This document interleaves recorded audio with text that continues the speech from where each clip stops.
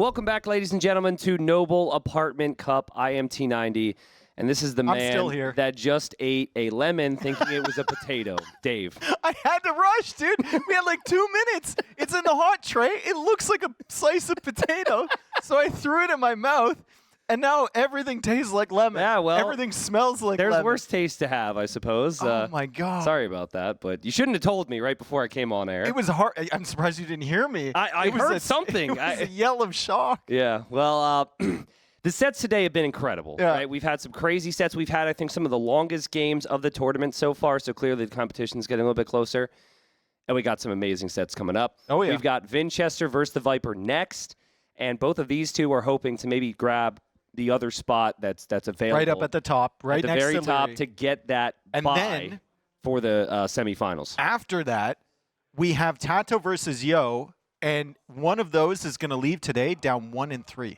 That's crazy. And potentially out. That's cool. Potentially out, because remember, previous NACs, you had 10 players here for the group stage, and then just 2 people were knocked out before the playoffs. Yeah, go ahead. You're good. Just do what you need to. This here at Noble Apartment Cup, there's 4 players who, after tomorrow's games, will be out and no longer playing. So, yeah, the big storyline with Hera's previous win, he is almost like maybe 99.9% lock. I think is a lock for having a bye to go directly to the semifinals. But you got Viper, you got Vinchester, you've got Leary, I would say. Those are the other 3 probably fighting for that spot. And I was just talking about how nice your hair is today. Oh, thanks. Yeah. I try. I bring it to a guy. His name is David. David. Yeah, he's really thorough. Actually. What's his opinion of potatoes? As long as they're not lemons. Life gives you lemons. Try not to think of them as potatoes. That's perfect. That's perfect. Well, here's our draft here between these two, and I'm already really excited because the first pick there for Vinchester is not a pick that we've seen very frequently at all. Typically, you see Cumins banned out, and on the rare instance where it isn't banned out here, Vinchester picked it. So I imagine Viper was probably like, ugh, because it's kind of a tricky civ to face up against. I'm guessing that could be Bedouins. No, that's Bedouins. Vinchester thinks Cumins are, like, when I talked to Vinchester after he played Doubt, he said Doubt did a really, really good job there, and it shows how broken Cumins are on that map. That's what he said. And, like, he's automatically thinking that every civ draft, if you're the lower seed like he was, you have to ban Chinese, and you have to ban Cumins, and you have to ban Georgians. So, 3 bans already. You can see that he's banned Georgians. He's banned Chinese. He didn't mix in the Cumins, probably on the off chance, hoping that Viper wouldn't play into that style, and he could pick them on Bedouins. I'm surprised Viper didn't ban them, honestly. Yeah. I mean, no surprise Vipers picked Dravidians first on the other side. I would guess that could be for any of these maps. So Tide Pool would be a good fit. I think Citadel's also a good fit. I would doubt it'd be for something like Copenhagen, but Italians has been proven to be very good on Copenhagen, so I guess Viper would do that there. Byzantines, also super flexible for any of these maps. And then Tatars, Gujaras, Vietnamese, probably for the potential Arabia Bedouins games, like we said. So we got a big set coming up here, folks. Hope everyone's been enjoying. I have occasionally pulled up the chat and occasionally been made fun of in the chat when I'm just trying to snack. It's been up here the whole time, dude. There's nothing occasional about that. I just like to point out, okay, if I'm casting 3 sets a day, I've got to find some time to eat, and typically that time is when the cameras are controlled by chat. Yeah. So we can't help it if we just need to munch every now and then. No, I love the cameras being controlled by chat because they don't zoom in on you while you're eating a lemon. Well, it's not my fault. You look incredibly awkward doing normal things. That's not my issue. That sounds like a problem. That's very fair, honestly. I've always been be a normal human. It's always been a weakness of mine. Still working to get better at it. Working on it. We'll get there someday. Who's your favorite here? Viper, Vinch? Is it crazy if I say Vinch? I say Viper. Okay, well that makes it interesting. I was thinking it's 55-45. It's super close. Vinchester has looked really, really strong. Viper, it's late at night. That might affect him. It has in the past. Vinchester played a strong series against Hera yesterday at like midnight. Yeah. So do we give the edge to Vinch here for more energy? Do we give the edge to Viper for more experience? Like, it's questions. Yeah, I mean, Viper's got to be there in terms of the experience and in terms of what he's accomplished and what he can potentially do. The worrying theme for Viper, for me, is already shown in this tournament. Yeah. And it just has a good position, doesn't play defensive enough, right? Maybe has a hole in a wall or something like that. That can punish you against someone like Vinchester. So we'll find out. Viper, I think, has to be the favorite, but I really believe in Vinchester here. And here we are in the fourth set of the day, and a big one here. The winner of this series will go 3-1 on the week and go into a series tomorrow to potentially be 4-1 and get a bye to the semifinals of this tournament. We've got Vinchester playing as the Berbers. Question marks. Which I would not have expected, and we've got Viper with a very expected Byzantines. Also, small thing, does he have a space between the and the Viper now? Is that new? They might just not show. I'm getting into the screen right now. Might just not show the underscore. I think it's just the Viper. That might have also been the way that Vodka wrote his name in caption. Ah, okay. So maybe I've just called out Vodka indirectly. I didn't mean to do that. It doesn't look the same without the underscore. There's never been an underscore. Yeah, it kind of underscores the underscore, if nothing else. I mean, it's just a little weird, right? I guess there hasn't been. There's never been an underscore. Has there never been an underscore? You just Is said that something that I just created in my head? I'd just like to point out that 2 minutes before this, you said that I am awkward. So now I get to call you I'm stupid. just trying to figure something out. I've expected a homie to help me along the way. I guess there hasn't been, right? No, there has not. Oh, okay. Anyway, we're getting past this. Game number 1, and Berbers is a question. Byzantines is standard here. Vinchester, is he going to play into, galleys in the middle? Probably not, since he docked the outside. Is he going to play into forward land pressure in the castle age, or is it all about the boom? We'll see. So let's keep an eye on Vinchester's scout here. So Vinchester right now, he's docked the middle, and what he would not want is to be head-to-head against the Byzantines in the middle. So he's not actually, if we can see his fog of war, he has no vision. He has not seen a dock, and he should know now that Viper's docked the back area. So I think this is actually pretty safe for Vinchester to maybe go for scouts, and that's something the Berbers are really good at long-term. But Viper, he's got to scout what his opponent's doing, and I think right now, he is counting on his opponent to be scared of the Byzantines and to be docked on the outside. So I think that's a forward vil to dock the corner. But Viper does not actually have any confirmation right now. So he's just simply assuming he's got Vinchester's the scout. Not going to dock He's there. got the scout on the inside shoreline. That's think true. I see a dot there on the inside shoreline of the pond. Yeah, so he's on the way. Viper is looking for the dock from Vinchester. And this one, if he finds that dock in the middle, I think this villager will just be for an additional fish boom over here. Could be, yeah. And that's essentially how you might want to play it. But I did just see the scout go to the left. And so, again, we need to see what Viper's actually seen here. But I don't think Viper saw the dock. Yeah, Viper what's the should fog not of know war about the here dock. For Viper, does he know about that dock forward from Vinchester? He's Looks going like back. He's headed back. Okay, he'll see it. He'll see it. If he didn't see it already, he's going to run right into that. Yep. And Feudal Age almost in here. Make the scout strong enough. Yeah, so now Viper's already committed to that dock on the outside. He knows his opponent's open with a barracks, which is most likely going to mean scouts. Just like to point out a small thing here. That stone for Vinchester is really close to his town center. And Vinchester loves to play with camel archers. So it's not common on this map. Ooh, but spotted the stable too right away. Yeah, we might see Vinchester eventually try and get to those camel archers. More scouts are going to be on the way here for Vinch, and he's also looking around at Viper's base. I think we missed a slight trap attempt there from Viper. I saw a house get deleted near the wood line, so that'd be pretty typical from him. Yeah. But Vinchester going to add a fire galley to the middle. There's nothing to really kill there, but that might be in case Viper adds a new dock. And we're going to see the walls come up here as we see Vinch head over to gold right now. I'm curious whether Vinch at any point decides to go dock the outside and try and disrupt the fish from Viper. So the thing about the fish on the outside, there's really not a lot to work with. It's enough to take you through Feudal, but once you get to Castle Age, it's not strong at all. Compared to the middle, the middle's got a lot more dots there you can see in the minimap. So I actually think Viper's docking it, I think. Yeah, Viper's not going to want Vinchester to have the middle. Yep. Vinchester might be okay. Oh, here's the replay. Here's the trap attempt from Viper. Typical Viper stuff. It's not really replay worthy, but I mean, hey, he tried, as he so often does, right? Yeah. Now Viper running away from the scout. He's going to play the hill, and Vinchester won't want to engage against that if he's paying attention, but Viper actually has the advantage now. As Vinchester tries to climb the hill, Viper has redocked that center pond area. Ooh, And Viper was quick balling there. Viper's dock has been discovered forward, so Vinchester knows it's a little bit more of an investment into the outside water for Viper right now. Did Vinchester see that dock? I don't Sure, think so. Vinchester No. saw That dock. just went up. That just went up. Yeah, so I think Vinch is adding galleys to deny a future docking. And he's scouting with the fire galley. So if he got his patrol right, he's going to find this right away. If he got it wrong, he's going to miss it by a tile. Yeah, and it's kind of a big investment to add those 2 galleys just to deny a dock and then discover that Viper is docked already. Listen, the Byzantines, Dave, it's kind of the stress-free civilization if you don't take damage in Feudal Age, right? Yeah. Cheap counter units and spears and skirms, cheap camels, and then all the vision upgrades. Viper's going to see everything a mile away. So we had some questions on why we would see Berbers. We've never seen Berbers picked for this map. Still kind of waiting to see what Vinch's plan is with the Berbers to be able to break Viper I here. mean, your fishing ships get back with the food a little quicker. That's true.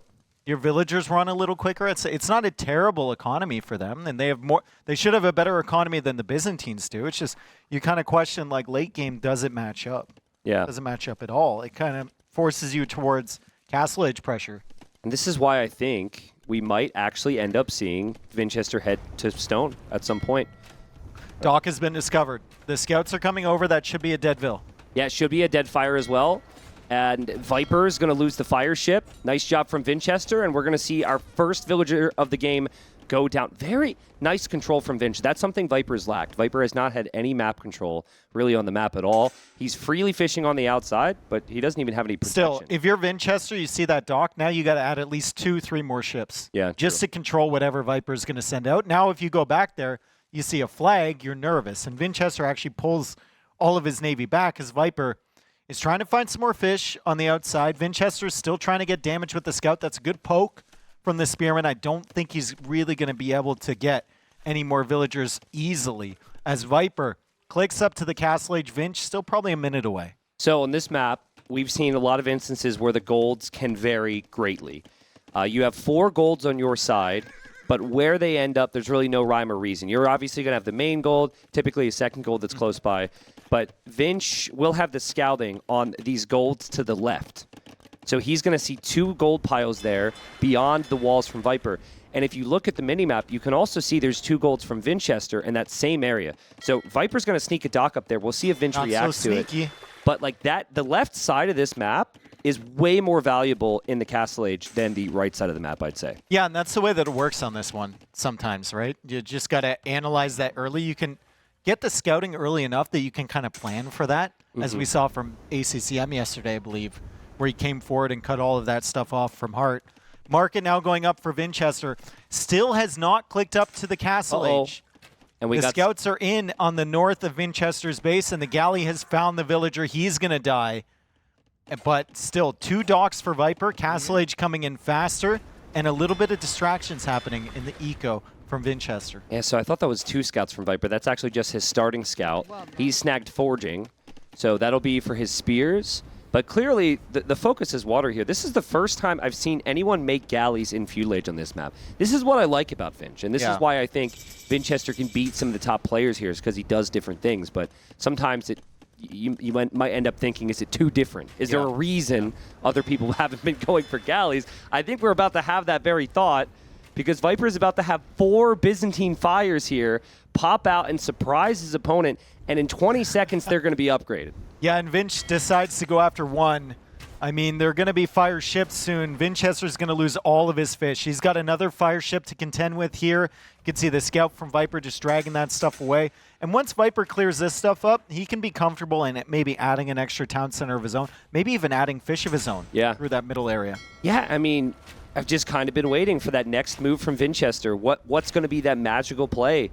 But Viper's been super smooth here, Dave. He didn't lose a lot to the scout rush. He's in Castle Age now. He's going to kill everything on water, it feels like.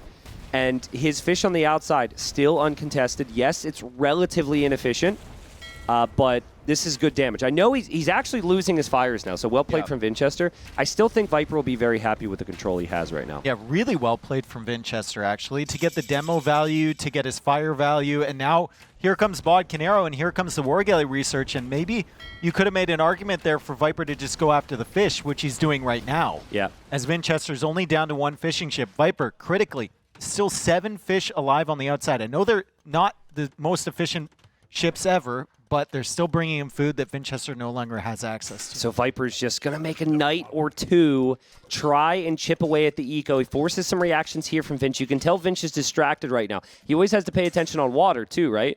So there's so many different things Vinch has to worry about. And there he patrols in on the water. Another knight comes in. Look at the idle time from Vinchester. Vinchester's eco kind of falling apart here.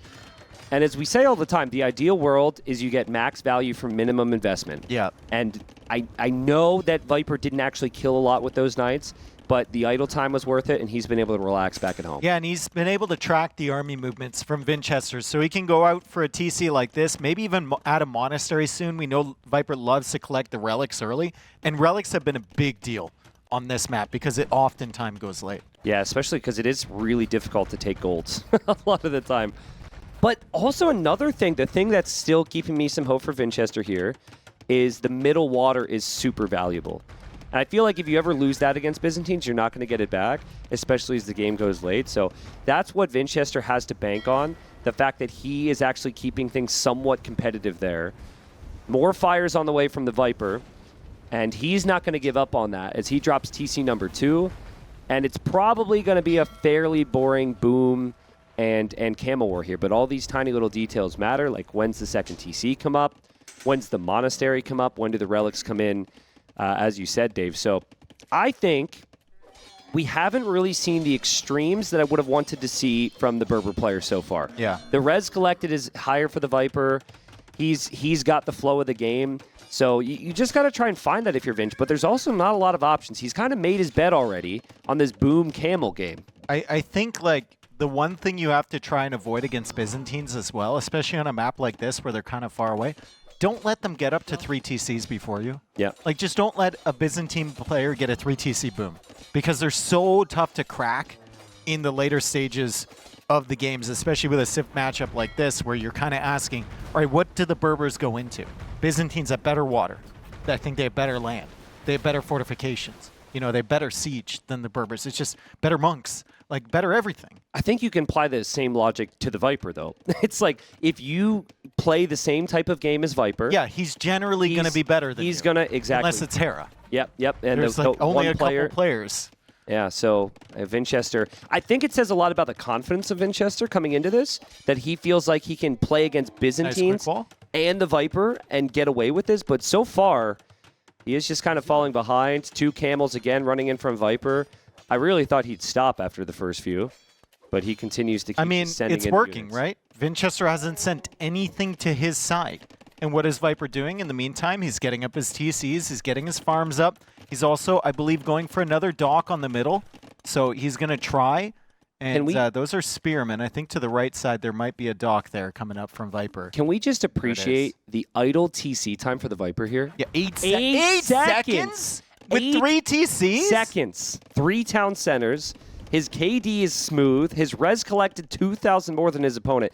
I mean, the only question I've had over Viper is all based on the peak Viper, right, that we all know and love. And that was in the earlier sets where maybe I thought the scouting was a little bit off or the adaptations are off. But he can get to such a level. Like, if he can maintain this level, he can be anyone here this week. Nah, he's up to 20 seconds. He's completely washed. Okay, yeah, that's true. But the dream's over. But up until that moment, Viper is very dangerous. And I just feel this is, in terms of the whole series here, Vinch is going to have to do something to slow this guy down. You just can't let him boom and adapt like this. More farms being added in from Viper. You can start to notice the difficulties in this map with the way they're placing their farms. Any other map, it looks like normal pro player farms. This looks like something that T90 would concoct in his little gamer room back in Florida. I mean, we've got farms all over the place because the wood lines are getting in the way, right? The map is getting in the way. There's just not enough space. Listen, the weirder the farms, the lower the idle TC time, all right? We all know how important villagers are. We're focusing on the macro. Okay. So camel v camel. What's cheaper, by the way, a Byzantine camel or a Berber camel? Should be really close, right? I think it is a Berber camel.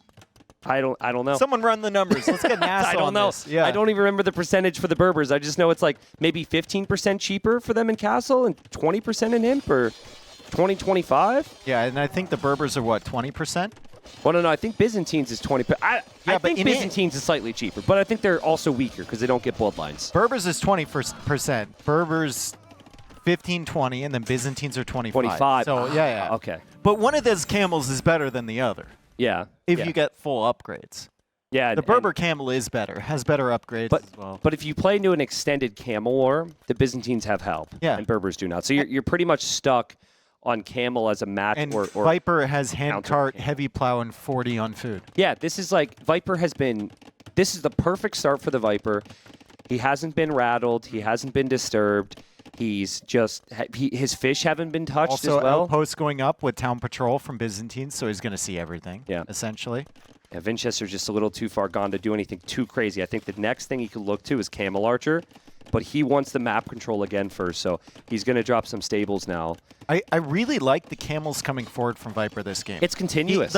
Yeah, exactly. He hasn't done any damage with them, but Vinchester hasn't even expanded out here until these three coming over there. So what does Viper do while Vinchester's at home dealing with camels? He booms. Yep. He adds in the food, he adds in the extra town centers, and he's about to click up to Imperial Age. He's also continuing to contest on water, so everything he's doing is forcing Vinchester into more investment and keeping him away from his own base. Do you think that, right now, Viper's obviously building up towards Imp, but do you think it's worth trying to reinvest into the water? Because he lost it before, docked again. That dock's now it's 100%. You can take it so easily if you're the first person to Imp. Fast fire, one technology, and then you have 2 or 3 docks producing. Yep. And then if you take it, that's great. You can go for Dromans, as those camels were kind of... I've never What seen were they that doing? one. I don't know. Maybe the monk told them to do a certain dance or something before he picked up the relic. But yeah, if you take back water control fully, then a couple Dromans completely cut off Vinchester's base. Worst case scenario, you force Vinchester to invest even more into water, Castle Age versus Imperial Age. Yeah, that's true. Yeah, and Viper, he's going to have 3 relics back at home soon, I think. He's going to snipe that monk. Now, the left side is the most important area here. Look at the idle TC time now. And so I'd expect Viper to come forward with the castle. That's 29 That's seconds. Under a minute of idle TC insane. here. Load up a game with 3 TCs and try and do nothing but keep your idle time at 0, and I guarantee you it's going to be... Actually, I'm going to back up. Try and go for a scout opening in Feudal Age and get to Castle Age. With one town center. With one town center, and try and keep it below that. Yeah. I think a lot of people don't know what their time actually is, so they're living blissfully unaware, but I go can watch pretty yourself. much promise you that that's not what... It's worse than you think. All right, so a 1 villager castle in the most Viper way possible. He quick walls the 1 villager. He's just hard committed to this castle. I mean, does that guy need help? Probably. Is he asking for it? Probably not. Viper trying to complete that on the left side. He's also 30 seconds away from Imperial Age as the friends move forward to help complete the castle. And he's taking out the Navy in the center from Vinchester as Vinchester just queues more camels. But camels are going to take away from his Imperial Age time. Yeah, the only thing that I could really say right now that gives Vinchester a chance is if Viper doesn't get chemistry, doesn't make a treb or something. Viper makes it to Imp and has 1,000 gold, 1,000 food. It's just been the perfect game. I'm sitting here trying to make this interesting for you guys, but Viper has just made this very uninteresting because he's just dominated. There's a quick wall from him, and he's just going to save that Vil as if he needs it. I think he's feeling it right now. Yeah, he's really feeling it. I think he's really feeling it right now. And the camels coming in from Vinchester are going to be found by the camels from Viper. He might lose a couple villagers on that side, but right now his focus is the water, and his focus is the push on the left, and Vinchester is just... You can see in his face, he's 3 minutes behind Imp. I think that's how Vinchester always looks, actually. Vinchester is the coolest cucumber. When he's playing, it can be the most intense of games, and he just looks like he's watching a I asked him about that the other day, and he said, actually, I'm feeling kind of stressed. I know I look like I'm dead, but I'm feeling kind of stressed in the games. Yeah, I mean, if we were up there, I think we would look visibly stressed. Oh, my head would be so sweaty. Yeah, it would be gross. So I think that's a skill, obviously, to stay cool under pressure, or at least look cool under pressure. Vinchester's always had that, but Viper, he didn't actually go for the trap right away, which I was expecting, and so it's still been a little bit of a slow build-up, but he's going to make the Dromans. Yep. He's going to make his trap now, and Vinch is still 2 minutes away from Imp here. There's another castle from What? Huh? That's not happening. That's a like, I can't do anything else. I need to try something. Yeah, I mean, castle. And go for it. Full credit to him. He knows that he's not going to be able to break the Byzantines. He needs to make the game crazy, right? This is like trading a queen for a queen in chess. You're just trying to make the game as crazy as possible. And Viper's going to see this coming from a mile away. I'm laughing because I think you played like 90% of your chess games ever this week. No. As a kid, I played a lot of chess. Oh, okay. Yeah. I just couldn't. But I did play for the first time in a few years. Okay. Here. I appreciated the chess reference. I didn't fully understand it. Yeah. Well, that, ladies and gents, that's not going up. Viper's going to drop his own castle. He's got his heavy camels here. Vinchester's also getting castle dropped on the left side. Like, Vinchester is completely being smashed here. Viper's castle gets denied. But Vinchester's he's just got no momentum in this game, Dave. He's trying to go camel archers. He doesn't have the castle numbers for that. This isn't going to help. Viper's castle now sneakily being built underneath the camel archers because Vinchester clicked the trebuchet. Viper realized he had an opportunity.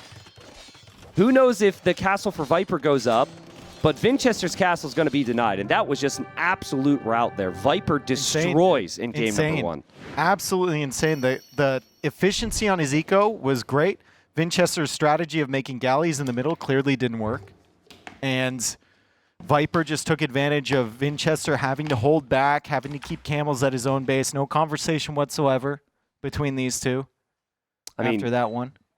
Well, is Vinchester going to type to Viper like he was potentially doing yesterday when he was up against Hera? The typing across the room? It makes it worse, but I think he was typing to like Classic Pro. That's what I... Yeah. I don't think they were typing to each other at all. Which makes it worse. I wish they were typing to each other. I mean, I think we were really spoiled with Dogal and Doubt sets. I mean, we obviously have more, but like they're just so talkative after games naturally. So Gamerlegion was like, oh, we got to get the mics in there. Yeah. And then most players are just going to focus on their next games. But I got to say this. That was not at all it for Vinchester. Like, he can have some creative moments, but he didn't go for any extremes there. And if you're going to go for more adaptable play, I think their Civilization's way better than Berber's. So I'd love to see the draft to see the priority. If that's a late pick, I'm kind of okay with it. Yeah. Like maybe he didn't draft towards that map at all. I think it's probably pick 4 or 5. Yeah, and if that's the case, you're fine with it. But Viper obviously played that perfectly. So what do you think? Like, is that going to ruin Vinch's confidence? Like, is that going to I don't think so. Viper's No. You're up against Byzantines. Look at that. That is pick 4. Yeah. You're up against Byzantines on that map, and you have Berbers. Like, I think you're just trying something anyway. So losing like that isn't technically any different than losing a super, super close back and forth game. Yeah. And at the end of the day, it's Berbers versus Byzantines. So he's probably going to win anyway. Okay, so, and we know that he's got a great plan for Bedouins, which Bedouins is apparently is the next coming map. out. Yeah. So assuming Vinchester's going to go Cumans, because he will, because it's insane, what is Viper's best civilization to potentially counter that here? I think he could get the job done here with Vietnamese. Okay. Although we have to look, he's got Italians for Copenhagen, he's got Dravidians for Citadel, It could be Vietnamese for Copenhagen. Gujaras for Arabia. I think Vietnamese, you need to know, if you're fighting up against 2TC, Cuman Boom, you're either going fast castle yourself or you're going feudal pressure, right? If you go feudal pressure, you need to know where that town center is, and you really need a good archer civilization that can like put the archers in the towers and keep roaming around. I think Vietnamese are one of those. Could also go Gurjaras, open scouts, or just fast castle and really pressure with the elephants. Their siege elephants can destroy TCs really quickly. Yeah. I was a little surprised to hear it, but in my conversations, most pros seem to think that Gurjaras are easy top 5 on the map. Okay. I think Chinese is above that. Maybe like Hindustanis is in there. Humans, but I think Gurjaras falls into place there at some point. Okay. Now, getting ahead of the game a little bit, but I think there's some potential mind games with the draft. Okay, we got game number 2, but something to keep in mind is there is Mayans for Vinchester, which he played on Regicide Fortress before. Viper may go for Vietnamese to counter that. Which is a good Mayans counter. But then there's other civs Vinchester could do that I think are better against the Vietnamese. We'll get there. Look at the TC positions here. We've got Viper on Bedouins in the blue. He drops his TC in the south. And then over in the east, we've got the TC for Vinch. You know when the Cumans are playing, they're trying to go for the fast feudal. into the fast TC if you're Viper. So Viper's got some decisions to make. He, like many players, is going to have a couple vills elsewhere that don't walk down to where the TC is built. And so he's got his mill there. But they're kind of far apart from each other. How many goats? That's going to be 4. Close. That's like the optimal number, I think. 4 or 5, the optimal number to have in the mill. And then you can use the others to explore. And the exploration is already great for Viper. I think he actually found where Vinch is already because he lost his sheep. No, that looks like where the villager. Look at how wide the exploration is there. It's got a different width. Okay. I had to examine the width. Yeah. Okay, I'll do that next time. Well, I think odds are they're going to find each other here. The key for Vinchester is, does he have safe stone and safe gold behind his base? And he does. The stone's going to be a bit trickier, but he could easily wall himself into the corner there with that gold at least. But actually, hold on a second. Is the corner even valuable here? Don't you want your second TC to be on shorefish, on the food? You do, yeah. Yeah. And he can put it maybe on the other side of that one. That's not going to be a very great TC. You might also want the TC on a stone, and you're just hoping you can find an area where you could put it on like a wood. Yeah. And a stone that might be a good one. On the yeah, hunt and that's the gold. true. That's true. And then your TCs are close together, so you can protect your economy. I think that's probably the safe route. He'll just hope to get a mill up on shorefish somewhere else and eventually get in towards farms. But listen, if there's one civ that can eat TCs pretty quickly, it is Gurjara's, because the additional bonus damage their mounted units deal also applies. Sorry, I'm getting distracted by the sheep. Also applies to the armored elephants they have. Out of so that many siege goats workshop. coming home for Vinchester. And it's a good plan. Like, you want to explore a little bit. You can see he's kind of spotted where Viper was because he could see that one house over there, although that could be the 3 extra villagers. But still, you want to bring them home so that Viper can take advantage of them. And right now, Viper only has 8 goats in there. I think that's still fine. What do you think about this, where players will leave 3 villagers just exposed somewhere else on the map? It makes sense early on, but it bothers me later. Yeah. Because those 3 villas are basically free. If you have spotted where your opponent is, though, and you're on the opposite side of the map, odds are they're going to be safer than any villas in your own eco. Yeah. Because they'll never go over there. I agree. I think at this point, if you're Vinch and Viper might try and do some damage, they at the very least have to be walled up. You can't leave them unwalled. But he's going to finish those shorefish in a second. Make an outpost there or something. Like, explore with them. You can see he's bringing one of these back. Is he going to pull in a boar? Is he trying to lame Viper? I think he wants the boar by the mill. No, he does, but he also suspects that Viper is there because he saw the house, and now he confirms it.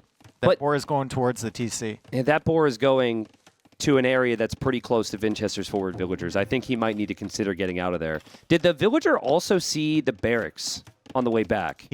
The villager saw a villager building when it walked by, but I don't know if Vinch was actively paying attention to it. Okay, well, what? He's bringing the boar to his TC. No loom. It's going to be a journey. I mean, Vinchester did a great job bringing in the boars to the TC in Wandering Warriors Cup. He did lose a lot of boars. Yep. He did shoot his boars with the TC a lot. I mean, that boar meat's going to be helpful. There's the second TC. There he is, house tricking a little bit. That villager can take 2 more hits. He actually went for the other TC villagers could still die. I've had this happen many times. Oh, he's not fine. You. Yeah. What? He's him, dude. I guess he did a bunch of damage before. Wow. Okay. No, he had like 7 villagers attacking that. Like, they'll get it pretty quick, and he had to shoot the boar 5 times, 4 or 5 times, bringing it home. So it was just enough there. Vinchester now getting loom. He went for the TC on the left side instead of the one on the opposite side of the wood line, like we were looking at. And it's Viper going for a spearman, and he's being as annoying as possible. He's trying to get in front of this villager. That town center still isn't up, and loom was actually an excellent tech for Vinchester there because Viper is about to show up with 2 spearmen and a scout, and the town center from Humans, the second one takes so long to build in Feudal Age. Yeah, so Viper's going to go for scouts, and well played from Vinchester. Gets the TC up just in time. Viper can't take the risk, and where else can Viper actually damage? Vinchester's walling in the south. His wood line's exposed, but he's going to drop some walls here. And now Viper's going to have some pretty big problems because he's stuck in Feudal. The opponent's stuck in Feudal. I don't know how long he's stuck in Feudal for, though. That's fair. The food comes in real quick, and remember, the second TC, it takes like 9 villagers 2 minutes to build it or something like Yeah, that. it does. So you're going to fall behind in resources. Viper's ahead by 600 reds. If he can click up fast, he's going to even it out. Vinchester read my mind. This is why, and more players need to do this. When you know that Viper's going to see this and assess he can't do damage, you just need to add a little bit of army. Have a little bit of resistance to this. Now I'm confused. Because now Viper's dropping a tower. Well, he knows Vinchester won't have enough stone to go for a counter. Yeah, but Vinch can just delete a piece of his palisade wall and attack it. Yeah, but then Viper can just quick wall everything into something. Yeah, but okay, we'll see. And he'll force Vinchester. Look, he shifted the villager So he can over build that. a palisade so in yeah, that if gap. Vinchester deletes that one No wall, freaking he's gonna way. build a palisade. That's like I exactly said, what he did. Like I said, Yeah. Viper can just quick wall his way out of it. That's what he's thinking anyway. Yeah, so just want to like re-explain that. So usually you don't want to place a tower on the opponent's walls because they can delete that one piece and just be doing damage to your tower. You can't do anything. Viper's Vill is on the side there, so he can immediately block that.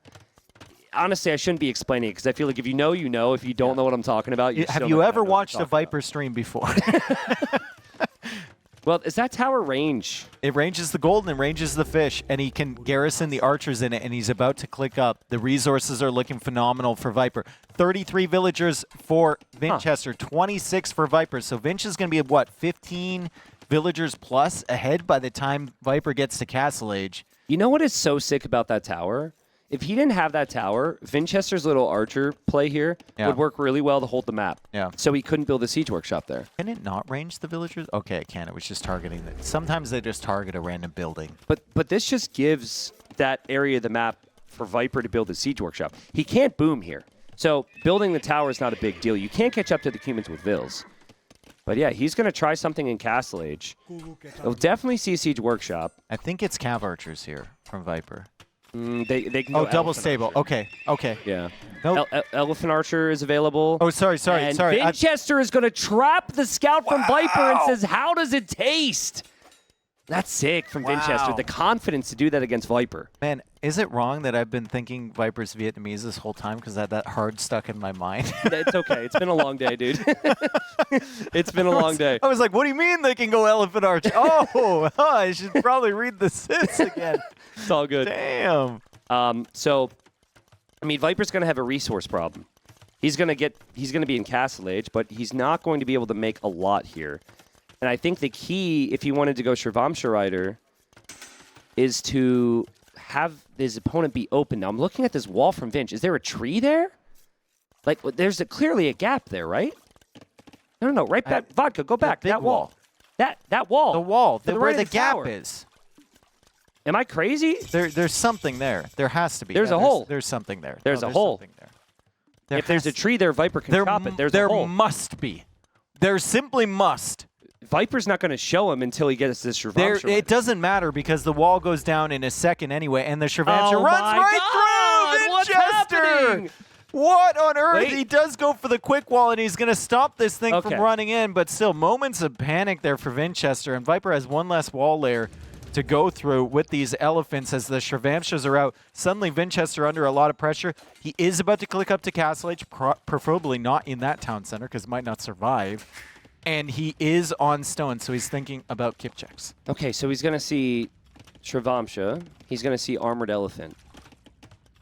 What do you... Yeah, I mean, you need so much time here. I like the Spearman edition here from Vinchester because that's great against units that are coming out. But he might lose this forward TC. People, these elephants are insanely strong against buildings. And humans can't stonewall either. So houses, palisades, anything, any defensive structure could have some problems here as we see more traps here from Vinchester. And the Shravamsha Rider's down to 3 HP for Viper, dead. and now it's dead. But on the other side, the elephant is pushing in. Vinchester did go up with the other TC. Vinchester forced to quick wall everything around his eco. He's got 46 villagers against 30 from Vinchester Viper. re-wall that. Yeah, that's a really smart house right there. You can't let Viper send in more reinforcements. It's actually okay to lose a couple of vills just to make sure this doesn't get worse. Just as a reference here, this is how long it takes the humans to catch up. Viper is still ahead on res collected. Vinchester is ahead by 14 villagers right now. And normally the humans don't have their whole eco idled like this, right? With Viper's pressure here, Viper has idled 15 villagers with consistency. There's been quick walls that have looked flashy, but they haven't actually accomplished too much here because Viper's in anyways. Viper could maybe consider a boom here soon, but 45 vills for Vinch, 33 for the Viper. He still has to kill what he can here. That Scorpion needs to get inside to support that Elephant. The Elephant can batter down the house. No more Shravamshas to help it out, and the Spearman needs to leave. And those Shravamshas are on the other side. Life is getting very difficult for Vinchester. He can't decide where he wants to put the castle. He deleted it 3 times before he got it in the perfect position. And the Elephant is coming in, and more villagers are dying on the other side. Shravamshas killing those vills as Viper continues pressing. He finds the castle. He comes back with the other 4 Shravamshas, and he's just putting Vinchester under a ton of pressure. It's just, I mean, the Elephant opening the walls this quickly has just completely opened up this game, and Viper, pretty soon he's going to have a Vill lead. I know the castle's probably going to go up, too. But yeah, the wood line can't be protected here. Like, Vinch is completely dead. Look at the Eco KD now, 7-0, seemingly out of nowhere as the Elephant tries to batter through the house. Like you said before, it kills him so quickly. Vinchester's like, please, I need this castle so He's like, I wish I was Khmer. Please. I wish I could hide in the houses. Vinch needs kip checks. He's got 4 in the queue, but the house is going to be down again. The Shravamshas are going to be in. Vinch is going to drop palisade walls now. That's all he has. He doesn't have stone walls. Doesn't have access to them with the humans, and the Scorpion keeps working away. The Elephant's trying to kill the lumber camp now. 1 kip check is not going to be enough against Shravamsha. Sorry. Yikes, and Viper. The villagers die. Viper with the perfect execution to punish the humans here, which is so hard to do. We were wondering why he didn't ban this Civ. This is why he didn't ban this Civ, because he knows how to kill it. I mean, maybe, to be honest, Vinchester was the one guy thinking humans were super OP on this map. Maybe he had it wrong, right? Maybe he just didn't play up against the right practice partners. Viper going for this strategy, and he's making it, I mean, he's making it look like a hard counter at this rate. Viper seems to be a hard counter to Vinchester. Yeah. That's what I'm seeing. Because game number 1, Viper just looked completely untroubled. This game here, same deal.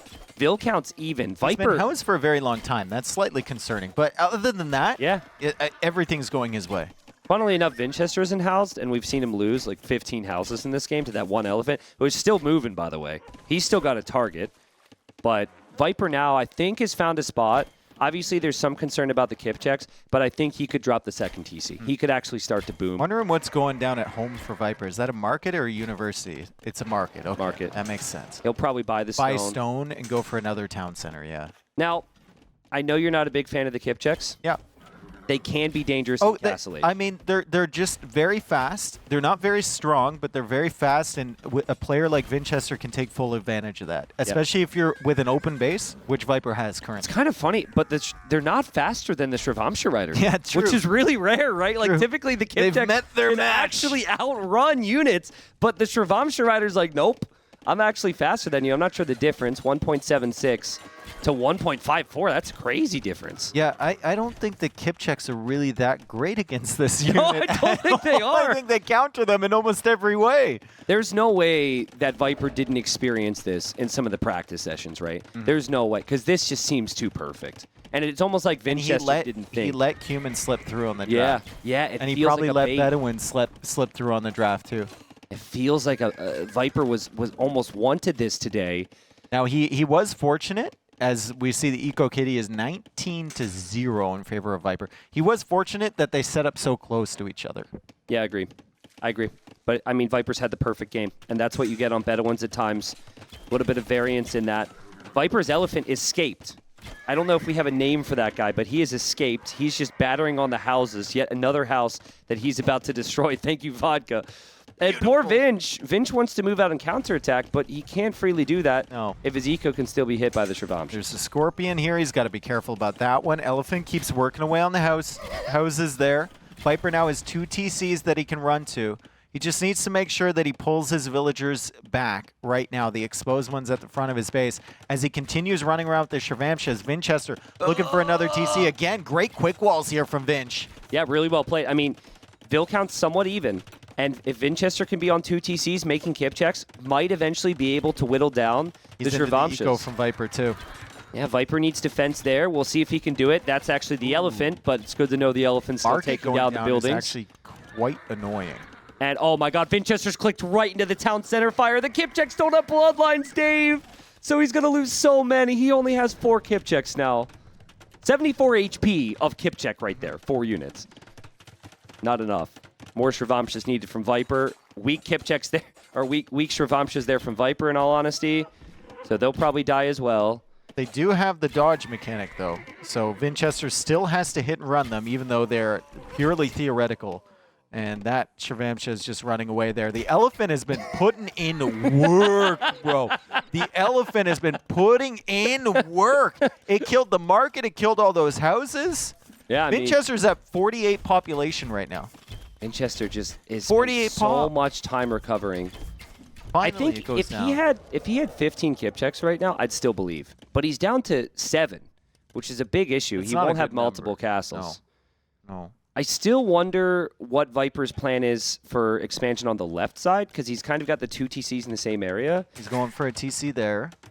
He's just going to spread out a little bit. He's going for more farms. I mean, the eco is looking solid for him. And 10 Shravamshas. Like, as long as he just tracks the movements of the Kip checks, he'll kill him. Vinchester will have to spend all of his time trying to micro these down. If he ever stops, even if he finds a choke point like this, the Kip checks are made of tissue. Like, they literally have no HP whatsoever, and the Shravamshas are just going to kill him. It's a complete counter pick, dude. It's a complete counter pick. It counters the FC, so you're able to stop the TCs. But then if they get to Kip check, which is almost always what they'll go for, then you just kill the Kip check with this. And this they won't have the eco to add in, like, camels, for example. Yeah. And even if they go into camels, I mean, you're just like, okay, I am Gajaris. The elephant opened a gap, and the Shravamshas are now back to the stone. Is just crazy. What he did will never be forgotten.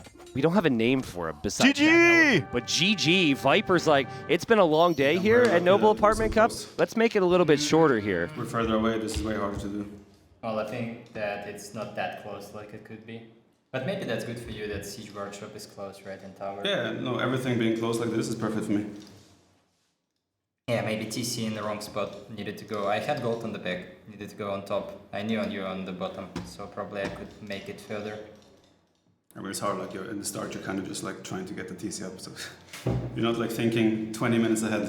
When you're trying to No, I mean second TC. Oh, second TC. Yeah, second TC was on the bottom on gold. Ah. I think I could go on the top on closer to stone and try to survive there. But the shorefish is so nice. That's true. That's the issue. So That's what both me. So they open up, they talk here after the second game about it. Vinchester, I thought that was an interesting perspective, because sometimes you'll see players blame a position very quickly. Viper was like, oh, the position was good for me. And Vinch is like, oh, it could be closer on this. Yeah, it could be closer. I don't think it, I think he said, like, I don't think it makes much of a difference. But then on second thought, he's like, yeah, it would have been easier for me, harder for you. It's still a really good strategy. I think that's what Vinchester was saying. Yeah. And Viper, I mean, shout out to him. He had no hesitation. He went for 1 elephant, I think actually 2 total, a scorpion and Shravamshas, and he absolutely mopped the floor. How many times against the humans do you not have to switch into 16 different things? Yeah. Or can you get the eco lead that quickly? That's just really And uncommon. if Vinch wanted to go for a counter to the Shravamshas, number one, his eco wasn't set up for it. Yeah. He was trying to do 2 TC fast castle. Like, not set up for it at all. Number two, Viper can counter the counters that Vinchester can make to that. So Gajaris seemed like a really strong option there against the Cumans on Bedouins. Credit to Viper. That was one in the draft, I think. Absolutely. Yeah, that was something Viper cooked up big time. I think it's the first time we've seen that here today, this week. Because we did see Cumans before. I'd have to go back and look at the draft to see, but I don't think Gajaris were available. So 2-0 for Viper. It's been quick. Still waiting to see the Vinchester magic that he's shown us. But I guess a reminder, take a step back on where these players sit. It's 3-1 for Vinchester, and it is 3-1 for the. Or sorry, no, it's 2-1 for both. Right, 2-1 we're on day for 4. Vinchester and Viper. Yeah. So this will determine who goes 3-1. Correct. So, which is a really big deal here. Viper seen as always in the contention to win the whole thing. So for Viper to not be in the running for the semifinal spots would be a pretty big deal here. Now, I personally feel as though Vinchester's playing top 4 here at this Gamer House. Yep. But Viper's looking to be like, Viper looks like a counter to Vinch for sure. Not today. It doesn't look good at all. Similar to the way that Vinchester looked kind of like a counter to Doubt in the series that he played against him, right? Different players feel more comfortable against different opponents. The AoE food chain is very interesting. It's very complicated. Even here, very right? complicated, yeah. So let's look at the draft. Let's see what Vinch can do next. I think he has Copenhagen, which was a surprise to me because I think Viper's usually pretty comfortable there. And we're on Copenhagen. And we are in Copenhagen. Double Now, dock right away. We talked about this already, how Vinchester won with the Mayans against Harry yesterday, and Viper picked Vietnamese last. So Viper picking a civilization which completely can neutralize the plumed archer which Vinchester used, because the Rattan archer is superior, at least compared to those I two. do think there's still an opportunity, though, if we're going late game, which we usually do on this. Eldorado Eagles, I know Vietnamese can, they have some counters to that, but it's really, really tough to stop if Agreed. Mayans get the full boom and start, rushing you with Eldorado Eagles. It's overwhelming. Yeah. And I remember many instances where the Mayans have one, but it's only with the Eagles. Yep. And so I think the way this will probably go, as we just see the Kings scouting around the map, is players are going to start off and try and win water in the north. Yeah, double dock right away for Viper is interesting. Usually they go two villagers up there, make a dock, start fishing, and then add the second dock later. But Viper's like, no, I make 2 docks, I add 2 fishing ships, I go up to feudal age really, really quickly. And it looks like he's scouting for a dock from Vinchester in that center area. He's looking. Yeah, so another fun fact about this matchup, so the Mayan Eagle doesn't get faster. So if you really wanted to scout with your king, you could scout with your king for a long time, until at least Castle Age. Vinchester, on the other hand, is going to want to have his king inside of his walls, because Viper's scout will get faster in feudal age. But yeah, I expect a galley war here. You're right, Viper went for the 2 docks initially. I don't know if there's much of a difference, honestly. They end up at the same spot at the end of the day. And this is going to be the classic galley war. But with these two, we might not see many galleys end up going down. Game is now paused. What's going on here? Do we notice anything irregular? I think Vipers just Looks like needed the golds hydration. are there. Both of those golds are down there. Both of those stones are down there. 2 stones for each. 1 gold for each. It could be a resource blocked, maybe. This Is there a stone for Vinch? I think it's fine. I think it was. I think it was a water break. Water break. Players can drink water. That's fine. Casters can't. We got to speak. But it should be good. As long as I'm not eating lemons, I'm fine, dude. Still can't believe you did that. I didn't say this, but they were very obviously lemons. Dude, I literally had a minute. And if you open that up and glance inside and you see a wedge of something, you're not examining it because potatoes have literally been here every single day. You're not like, I wonder what this wedge is. That's golden brown and looks like it's been toasted for the last 5 hours. I really wonder what this is. I took it and I just threw it in my mouth. Okay, that's fair. Has the taste left you yet? Or is Kind it still of. lingering? It's lingering a Oh, little man, bit, that's yeah. rough. Yeah. I took a hearty chunk of lemon. So, galleys on the way here for Viper. Notice that both these players are going for 2 docks. So, neither player wanting to go for the 3 docks, which we've seen from others. I think the players who will go 3 docks just don't have as much faith in their micro. I need to take a picture of these lemons to show people how much they look like They potatoes. are obviously lemons, okay?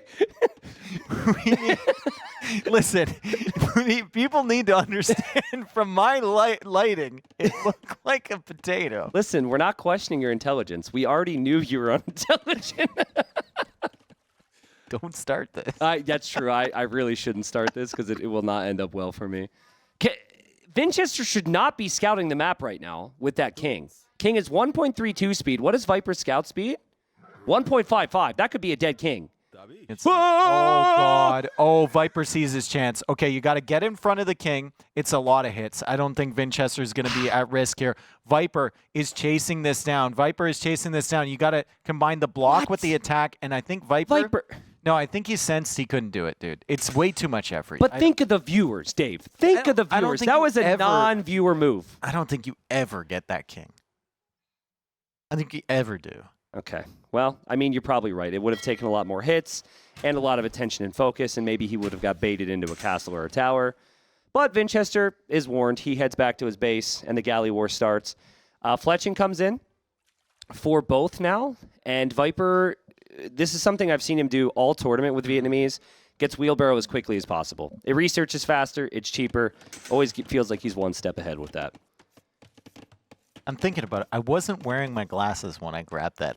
Dude, you gotta drop it, all right? I know that there's not a lot of action right now, and that we've seen this galley war take place a million times, but I'm telling you, we gotta drop the lemon thing. We gotta drop. It's not very noble of us. All right. Okay. Well, go on. But now I'm trying. And Viper does position his weak galley to the back, which is actually rather hard to do, but I would assume it's intentional with the Viper. And no kills yet. Both players with a weak galley in there. And this will be about the macro game. Now, let's say this is an even boom game. Mm-hmm. Viper knows Mayans are going to go for Eagles. What does Viper make as the Vietnamese? Can you include rats and archers? Do you need to go for other things here?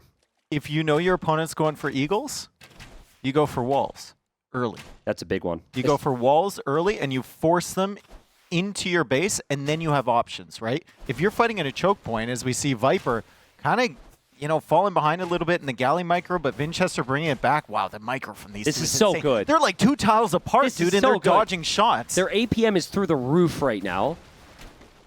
Looks like Vinchester pulls a little bit ahead. Viper dodges knows there's another weak shot. ones, though. Viper knows sees there's the weak weak ones. He's going to be targeting those manually. Vinchester's got a couple weak ones at the back. See, Viper pulled one galley away because he knew one of those galleys was one shot, and he only fired with one. Meanwhile, he moved with the other 3. Viper's micro here is insane. Vinchester's micro here is insane as well. Yeah, I mean, they have to macro as well, right? So they have to ensure that their resources are balanced to go to Castle Age, and they're both pretty well balanced. I'm guessing Viper has less food, maybe because he's Mayans, but also because he's got some food from a board to drop off. Yep. No, he doesn't. So actually, this is way better for Vinchester. Vinchester's going to click up. Neither player has really gained a lead on water. But, I mean, Viper did get wheelbarrow. Yeah, but that, okay, on that topic, actually. I understand that it's cheaper. I understand that research is faster, but it still puts you down villagers, and wheelbarrow really only helps you when you have a lot of farms. So I actually don't think on this map, researching wheelbarrow at that time is good. I think on other maps, I could see it, but there's actually very little benefit. Okay, Grandpa, let's get you back to the home. I just let you run through that whole thing. I'm serious though. I'm serious. No, I though. agree. I agree. know it. I think like unless you're gonna stay until you're at like 40 vills or something with like 12 farms, it's probably not great. But I think we all understand it because there are some things that are just so satisfying, and when you have a faster researching tech, you're always going to want to take advantage of that. Like Vinchester is ahead in economy by 700 res right now. That's crazy. Mayans are just crazy good here. We saw it the last time with Vinchester against Hera where he got the win, and the eco was consistently ahead of even Hera. I know Hera was playing Spanish, but still, you're so used to seeing Hera's eco be so far ahead of the other player. Yeah. And Vinchester was consistently ahead the entire game. You know what I also think Vinchester just needs to kind of put out of his mind in this game? Just don't really contest for the relics. You know Viper's going to try and get them. Like, sure, have some military on the field to try and deny what you can. But this game is not going to be won or lost on relics. This game is going to be won or lost on that middle gold. If you can get that middle gold there with the Mayans, you're just going to completely dominate. I could see the argument. Like, if you're going to win with Mayans, you're either going to do it in the extreme long game with like Holche skirmishers and stuff, or you're going to do it with the initial eagle push. And the relics by that point won't have accumulated that much resources. And you can just invest the extra wood into TCs and whatnot to get... Exactly. And Viper is obsessed with relics. Yeah, he's obsessed. He's going to feel like he needs to get those relics. Oh, look at Viper trying to be sneaky. Vinchester called him out right away. He was trying to go for the fish. Yeah, Viper saw that Vinch was in castle, knew that he wasn't going to be able to hold water, and Vinchester tracks him down. What a great job here from Vinchester. Viper might be able to kill a fishing ship or two, but this is going to be a very good position for Vinchester. He can add more fish. He already is adding some plumed archers for the middle of the map, and Viper now about to hit the castle. So one thing Vinchester's doing, he's got a scout at the bottom pond. Like, he's constantly looking around there just in case Viper wants to do the Hera technique. He's got 2 eagles down there. One for the expansion out to the stone and the deer and whatnot. One down on the pond to see if Viper goes for another fish boom in the south. As Vinchester picks up gill nets, he's going to expand his fishing eco in the north, and Viper is going to add 2 extra town centers. It's really annoying, actually, for Viper. He has to leave that wood line in that moment there because of the galleys. He won't come back on water. He goes for the TCs right away. It is expected that Vinchester's town centers will be delayed because he's going to invest into a couple other fishing ships. But he should be able to buy the stone here. And nice micro there from Vinch to kill the scout. Sees the rats and archer, which he needs to stay away from. And Vinch is going to have a pretty crazy eco here, Dave. Vinch is going to have an insane eco. I mean, I wonder if he adds like 30 fish traps like Hera did, or is he just going to try and take as much of the natural fish as he can? Well, when Hera did that, his opponent... When he did that, he was Italians. Yeah. So he had cheap fishing ships, cheap dock techs. His which opponent helps was with also Vietnamese, though. Yeah. Yeah, and I think maybe there Hera felt like he needed But a big eco lead to compete. I did tell the Siege Tower strat to Viper. Actually, listen, Lemon Boy over here has had a lot of bad ideas over the years, guys. But Dave's suggestion of siege towering over the walls to try and snipe the fish traps was pretty epic. Yeah, it's not the time yet because there's still fish available up Yeah. there. But if you suspect your opponent is going for a boom like that, you could potentially try that. Also, like, siege towering Ratans into a base isn't the worst thing ever, as Squires is now coming in for Vinchester, Wheelbarrow as well, just to make his Eagles a little bit faster. It's not the worst thing ever because Ratans can tank fire. They're very, very tanky, and you can almost run around the TCs and snipe villagers anyway. Vinch, I am a little surprised that he went for Bodkin Arrow here. I guess that was maybe for his ships, but he's clearly not going to make any more plumed archers because the Rats and Archers have the additional Pierce armor. I think Rats and Archers just completely destroy the plume. So are we thinking 4 TC for Vinch? Can he stay on 3? I mean, I'm loving his position 4 TC. right now. 4 TC for sure. Yeah, why not? You need a lot of eco if you're going to get the Eagles The question for me is, like, what does Viper do? He still hasn't added the monastery, so he's not prioritizing the relics either. He's going for Ratans for map control. Is he going like forward castle, faster Imperial Age, just 3 town center? That's what he wants. Yeah, I think trying to build that second castle in the middle of the map, getting Trebs out to push the castle down from Vinch, hoping Vinch overbooms, hoping Vinch is stuck in Castle Age. That's the plan. Yep.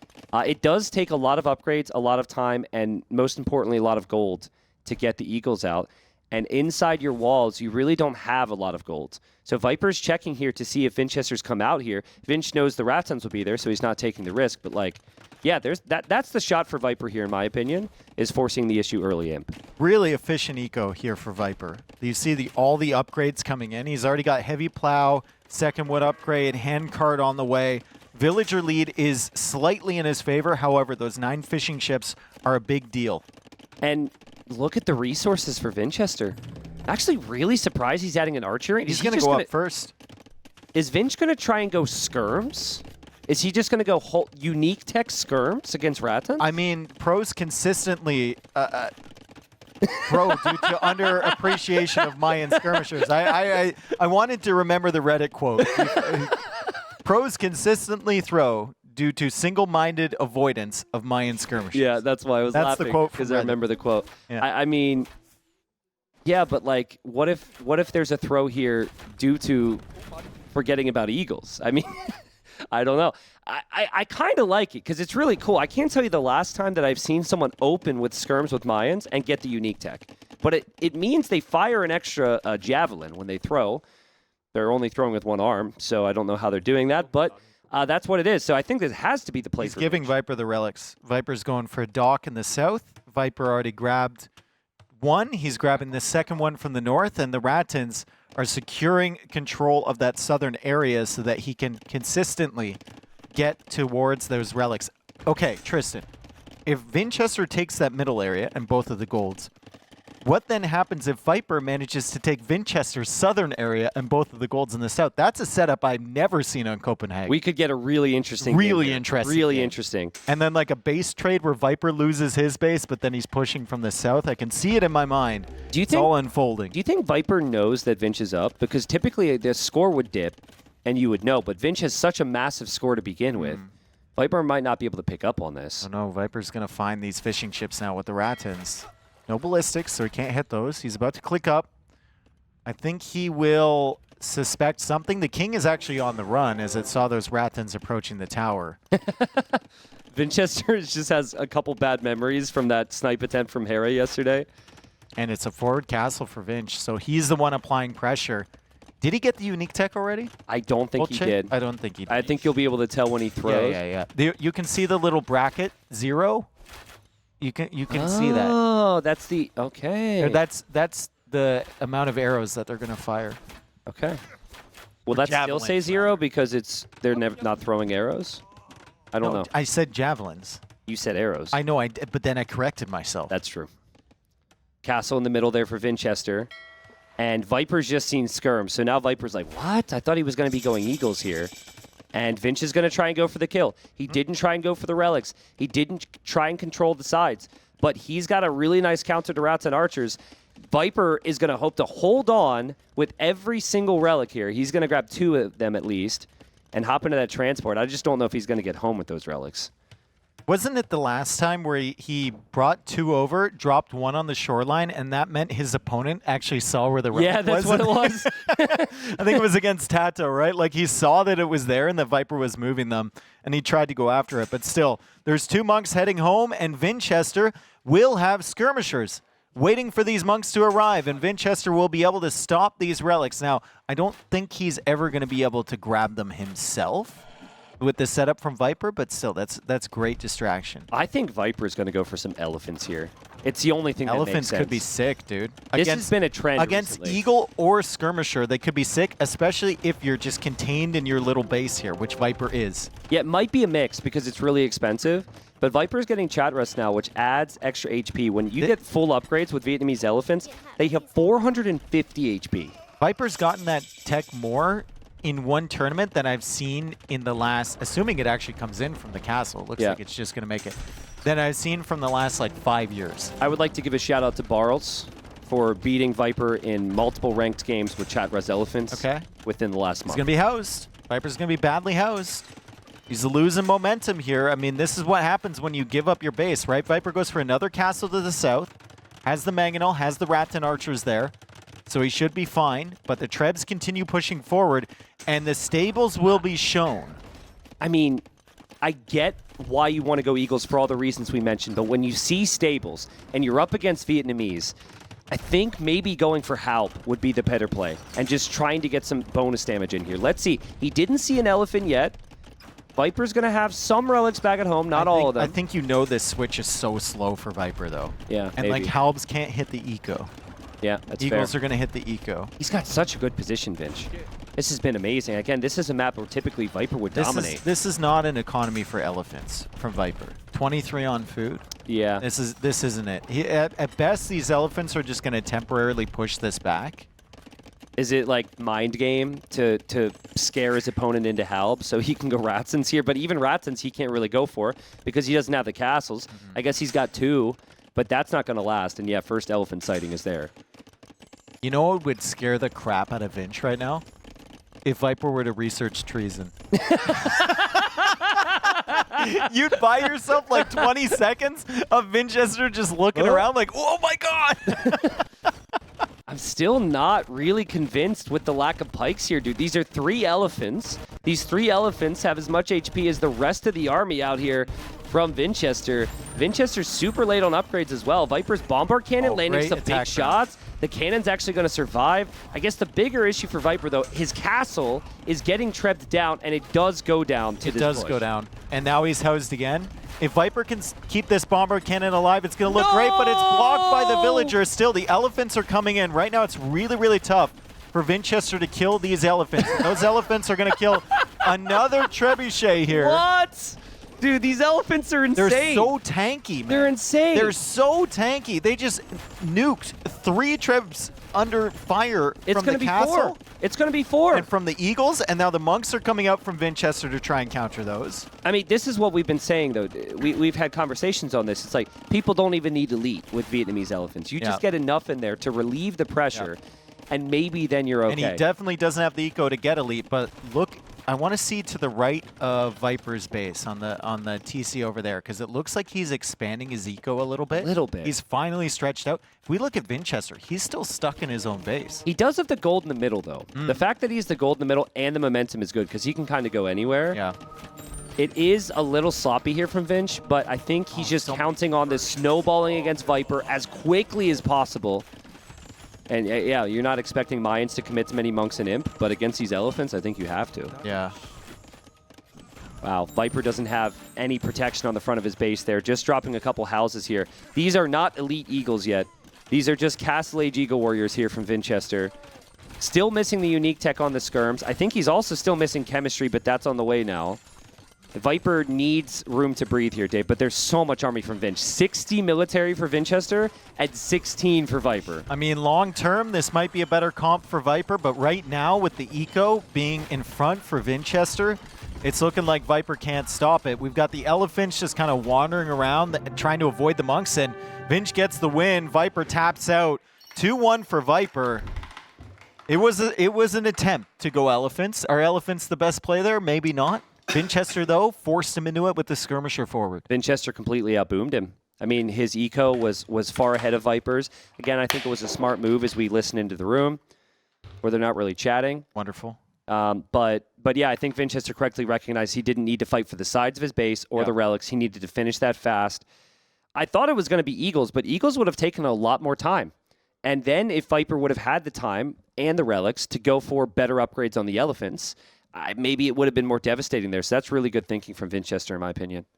Yeah, fantastic job. And we'll go on to Viper's pick next. Now, if I remember correctly, we still have Citadel, I believe. Citadel is one of them. And I think, is it Arabia? It might be Arabia. Yeah, forgive me. We'll see it in a second. I do forget. But we're going to see us. Can we see the maps instead? That's much better looking. I agree. Okay, well, I guess we're going to have to stare at us for a little while. But we'll figure out what those maps are eventually. And here we go. So it's going to be Citadel and Arabia. Okay. So Vipers, okay, wait, hold on a second. So Vinchester, I think this is incorrect. I think this is flipped. It is. It is flipped. Yep. Okay, so those were Vinchester's home maps. So Viper has 2 home maps remaining. Yes. Okay, that was why I was surprised, because when that was flipped, I thought it was the other way around. So Viper needs 1 win from either of these 2 maps, Citadel or Arabia. It'll be his choice. I think it's pretty clear that he picked Dravidians for Citadel. Yep. And it is confirmed that the next map is Citadel, but before that, we have a small break, and then we'll be right back into the game. And now, a word from our partners.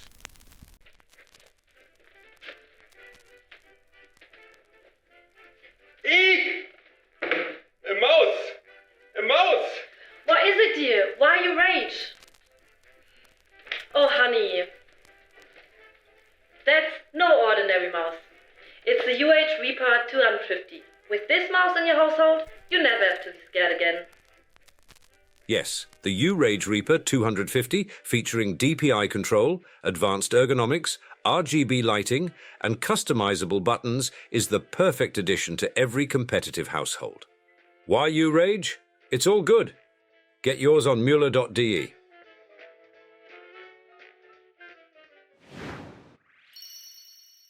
Welcome back, everyone. Game 4? Game 4. Game 4. Yeah, and you said Citadel is what it's going to be, most Citadel. likely. Yep. Dravidians, I think, will be Viper's pick, and we do have Dravidians from the Viper. So Viper, playing as the Dravidians, we have the Hindustanis from Vinchester. What in the world? This is normally a civilization you'd see on more Arabia-style maps. I mean, Hindustanis, let's be real, they're kind of good on every single map. Yeah. Wow, cheaper villagers, great stable units to be able to break down buildings. A big problem that could come up tech tree-wise for the Hindustanis is that they're a camel civilization, and the Dravidians don't make knights. Yeah. So I don't think camels are going to be very useful in this. I mean, we saw, did you watch the game yesterday between Hera and Vinch, where Vinchester tried to go for the sneak dock, sneak archer range approach? Yep. Do you think, okay, so it's answered my question. He's not doing that right now. He's going for a dock in the center. Viper also going for a dock. Do you think the approach from the Hindustanis is just going to be land?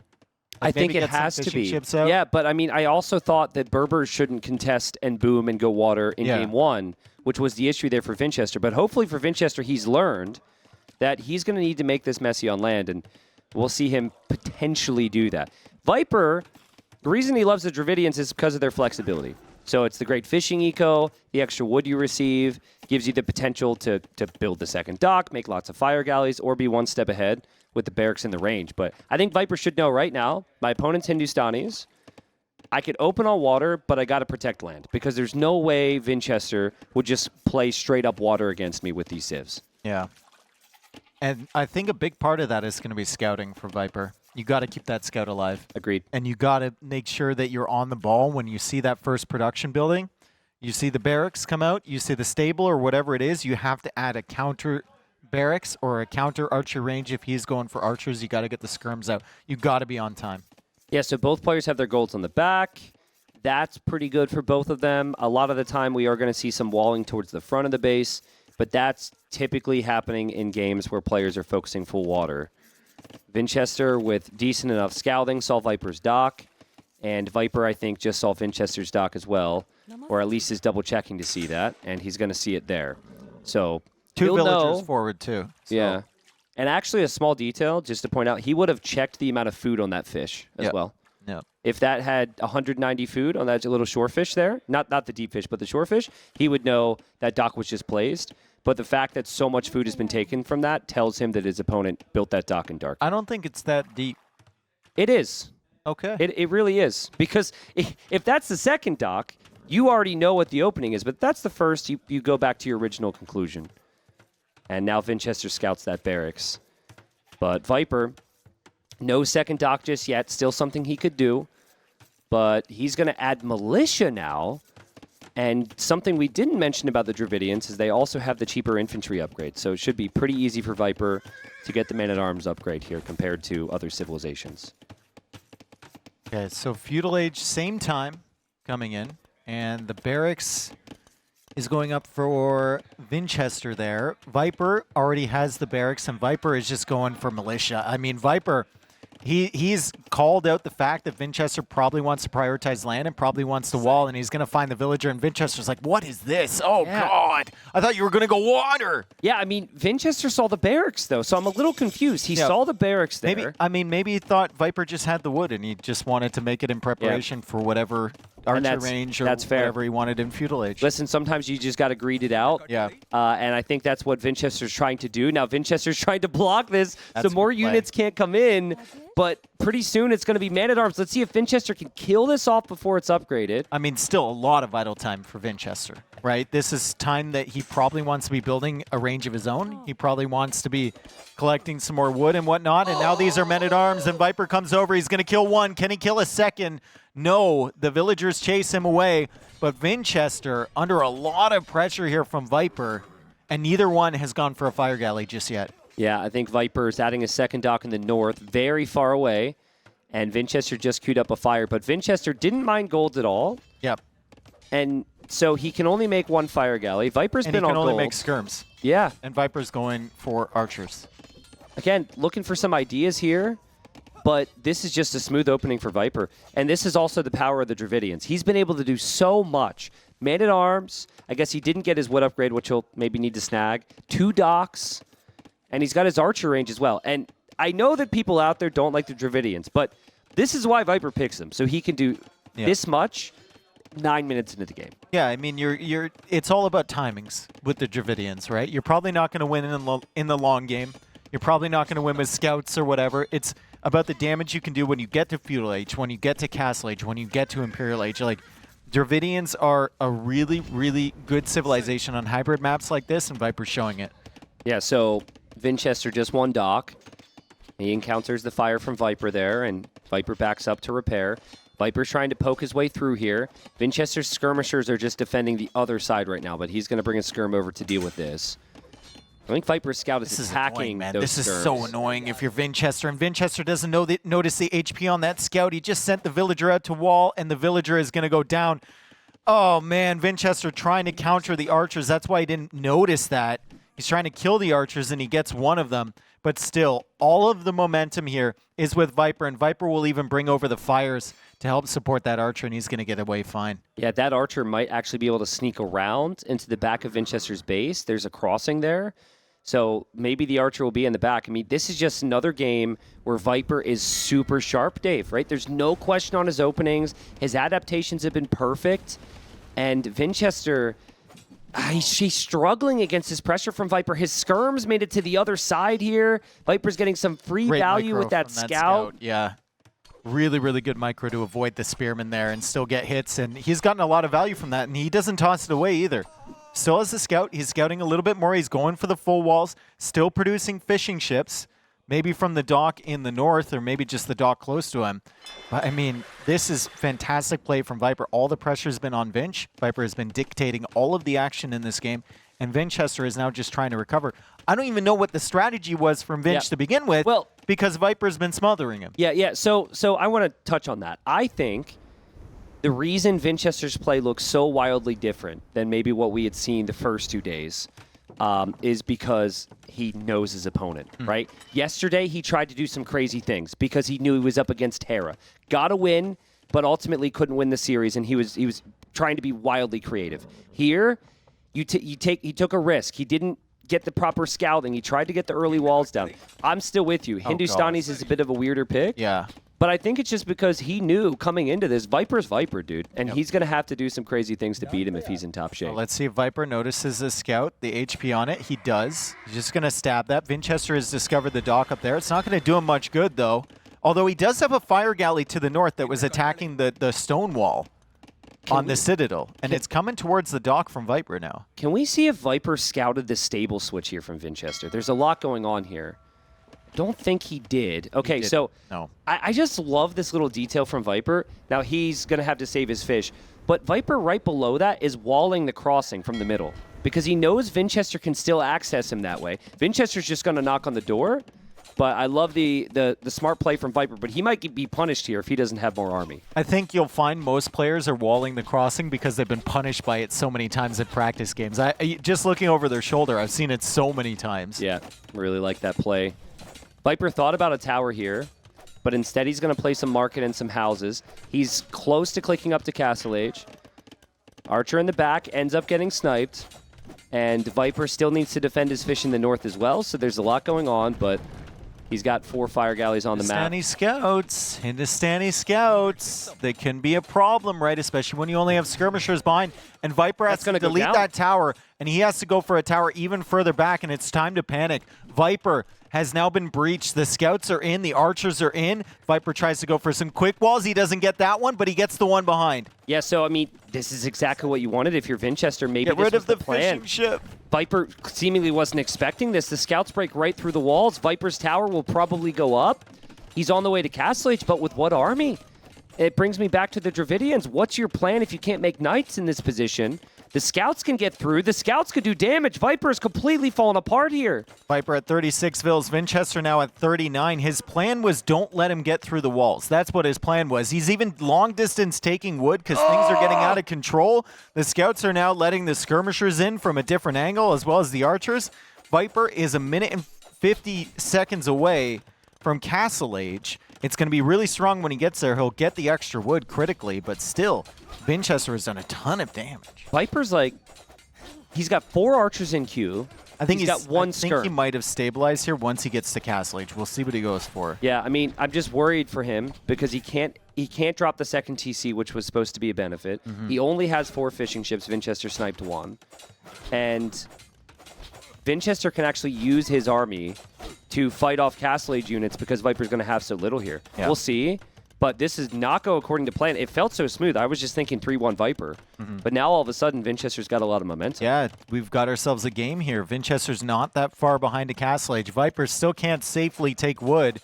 He's trying to move his villagers now onto the other side of the house wall. This is so Can't bad save for these Viper. two. This is horrible. Like, out of nowhere. And it's funny, the start, that's why you pick Dravidians. This area right here is why people don't pick Dravidians, because you're going to get the extra wood, and you're going to think, well, what can I do with it when you make it to Castle Age? He was thinking about the cav armor. He actually canceled that. And now he can afford crossbow and bodkin, which is critical. The fact he can actually afford both of those upgrades is amazing for Viper. So he has the units to push this back. He's also going for a singular elephant as well. Okay, so Elephant won't be great long-term, but obviously can help out for now. Like I said, Vinchester will probably be pretty comfortable fighting off the numbers Viper has. behind this, Vinchester is on stone, Dave. So he sees crossbow. He knows Viper can't boom, and he's going to try and go for one of the best plays against archers in Castle Age, the Golem. This is, I mean, if things go according to plan, if Vinchester can get to Castle Age and still be healthy, this could be amazing. And he's going to dive on Viper's crossbows, and he gets a couple kills here. Yeah, great movement from Vinch to just kind of zig and zag until he found an opportunity to get close and then try and snipe the crossbows from Viper. Viper's actually leaving with his crossbows. Is he trying to do damage? Does he think, like, okay, I'm either going to do damage now or I'm never going to do damage to Vinchester's eco? I think maybe he thought the elephant could do the job. Maybe. But And he's realizing that Vinchester's not going to allow that to happen. It might be able to. I think you might be able to leave with the crossbows now. Armor upgrade already on the way for infantry. Vinchester's definitely thinking about Golem. Also, was missing double bit axe. Yeah, he got hit with those man-at-arms like right when he made it to feudal age. This castle position is everything here for Vinch because there's a lot of area to wall up. Still doing his best to micro this, but Viper could be through in a second. Viper, I think, is attacking the dock or the wall. Yeah, he's taken out the wall. He's taken out the wall. So this castle needs to come up right now from Vinchester. I think 3 or 4 golems with +2 armor, and Viper can't do too much, but that castle's still not up yet. Castle's still not up, so the crossbows are going to get in. Viper has added a few fish behind this, and he will spot the castle, so that tells him exactly what Vinch is doing. Notices it in time to dodge the shots, and now there's a few farming villagers and maybe farms that he can take out, but not a whole lot else in terms of exposed eco for Vinchester. Are we going to see that elephant still hasn't killed these units yet? But it still isn't dead. That's true. Are we going to see Viper go for Yurumis to counter Golems here? Because he's got 8 on stone right now, dude. That would be sick, actually. That's a decent unit counter. Yeah, I mean, they should kill them. Yeah. They should kill them. But It's whether they there's can a catch up speed. with them. Yeah, which is the same issue that Elephant's having right now. Anyways, Golems show up. Still no +2 armor, so Viper's actually able to get a couple kills. But Vinchester in a pretty good spot all of a sudden. He might not have the fish, but usually when the other player has the fish, they have 1,000 more resources collected by now. Res collected's even. Scouting's been good from Vinchester in the middle where all the extra gold is. And Viper has very little momentum to work with. I wouldn't right mind a TC in the middle. Second TC in the middle from Vinch. If you're controlling the map with the Golems, he's going to make it on the outside on another stone. How happy would it make you if someone builds a lumber camp on the trees in that area? They will. Yeah. I mean, I don't know why you would when you can just make a TC there. Yeah. And get everything, right? So people, Dave's eyes lit up like a lemon when he was able to point out to someone that those trees have 500 wood. Sure. I was really expecting a lemon more or a from you. potato, because I can't tell the difference. I was really expecting more from you there. The 2 TCs there for Viper. Crossbows in the middle for Viper. We'll pick off the scouts. And it's going to be 2 TCs as well from Vinchester. So let's think late game. Dravidians have great archers. They have great infantry. The Hindustanis have to normally rely on camels, which they can't do here. Is hand cannon skirmisher enough? Hand cannon skirmisher, is that your comp as the Hindustanis?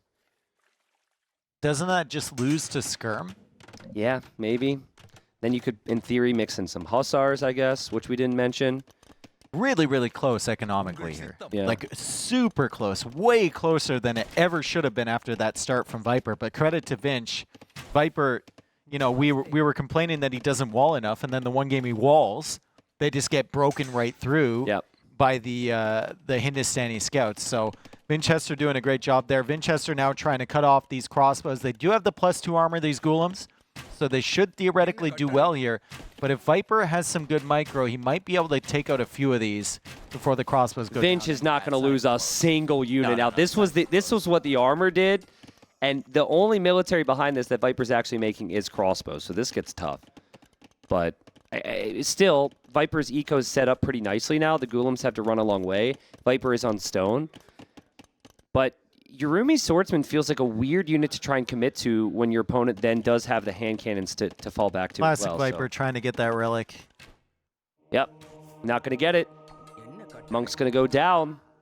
Viper already has 1 relic, but crossbows are going to come in. There's the elephant. Oh, don't go out with the crossbows. I guess Vinchester sees that elephant and just backs away. Doesn't want to screw around with that, but still, Viper has a hole into his base, and he's got some sections that only have palisades in between him and an army that's very, very difficult for him to counter. He's gone for a second elephant now, and he's tracked the villagers from Vinchester going to the middle. So maybe that's where Viper's going to go with this army. I think that's exactly where he goes.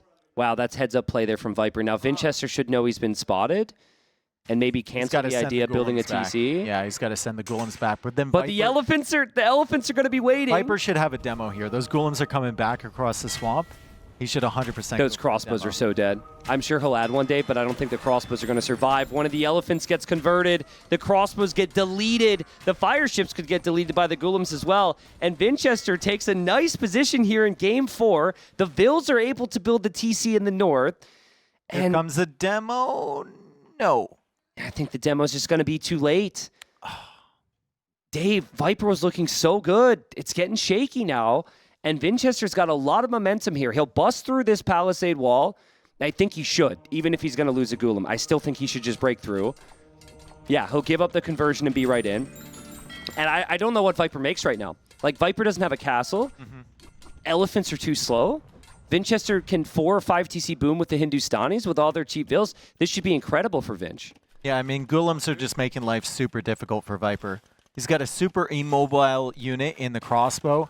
And I guess for him, it's just, I hope I can survive. I'm going to add in farms. I'm going to boom up. Hope I survive. Quick wall my ass off and just hope for the best. Yeah, it's painful. I love Vinch's lack of hesitation.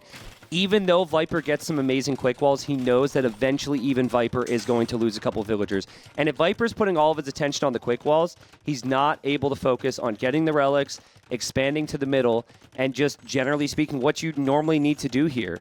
He's done a great job producing vills, but Vinchester this time has had 37 seconds of idle TC time, so he's actually been better off than Viper there. Ballistics will be nice for Viper, just even so that the TCs hit their shots on these Golems. You got to whittle them down, right? But Vinchester is still sending more in as the Golems continue to kill villagers. Viper continues to lose them. Viper's still ahead on villager count, still ahead on, well, it's even on overall res collected. There's more coming in. And there's more Golems. Following after the first group. Viper loses his monks. Viper's he's got nothing. He's completely frozen. He's going to click Imp.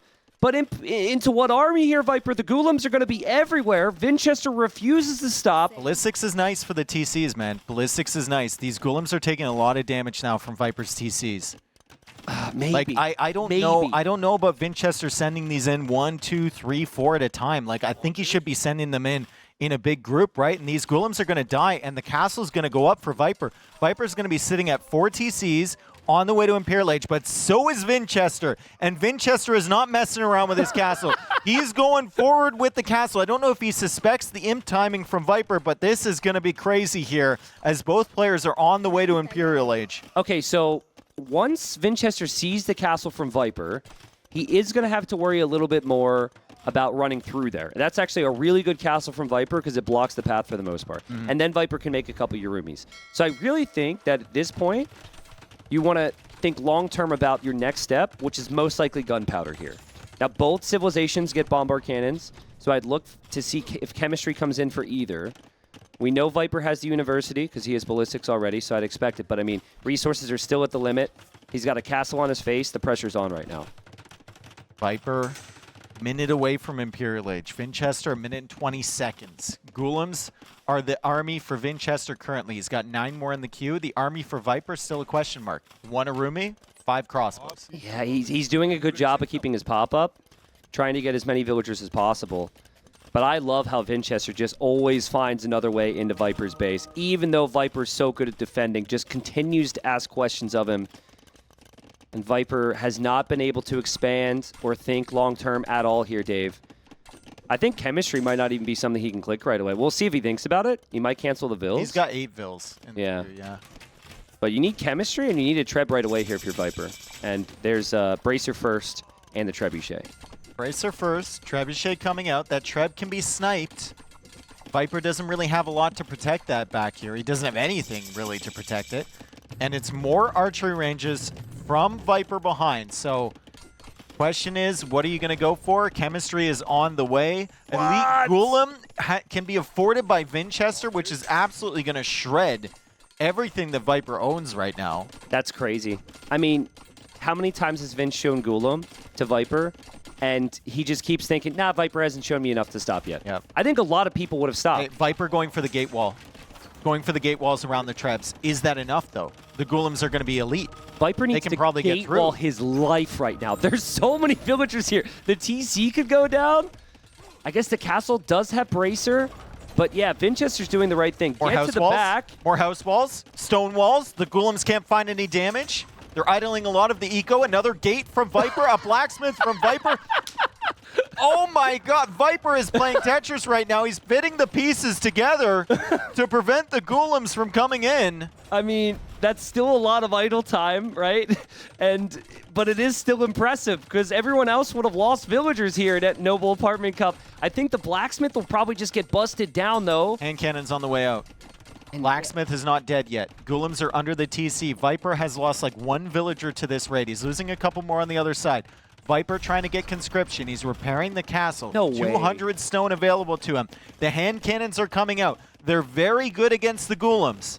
Also, there was a unit, it looks like it's died, on the TC on gold from Vinchester. Probably unimportant now, but there were some kills there. Vinchester will know he's been spotted if he didn't already.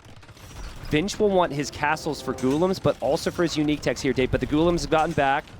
Vill count's even. How is Viper not dead right now? What in the world? What a hole. Viper is Vipering right now extremely hard as he quick walled out that raid, and now he's trying to tech into a unit that seems so far away. Yeah, when he it really went up did. to the Imperial Age. The Golems seem to counter everything, but suddenly 6 hand cannons on the field here for Viper. 97 villagers. Vinchester is still scaling ahead, though. The game is for Vinchester to throw right now as he has a really good position, and Vinchester takes the win over Viper. We're going to game 5. Wow, I mean, Vinchester's found his way back into this series. It's not often you can see someone do that in a game that starts that rough. That was the perfect opening from Viper.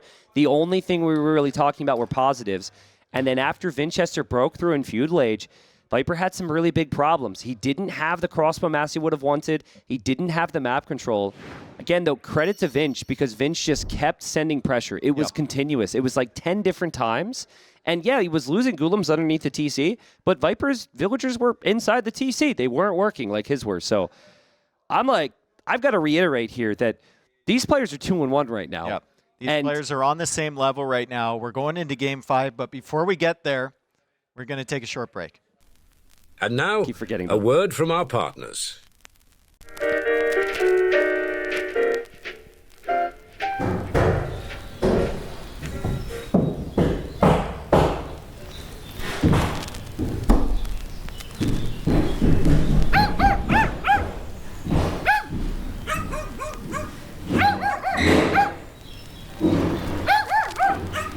Tired of interruptions ruining your moment of peace?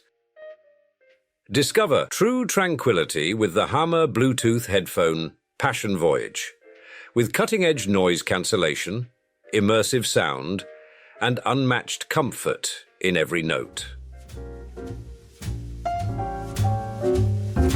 Sounds like more Hammer.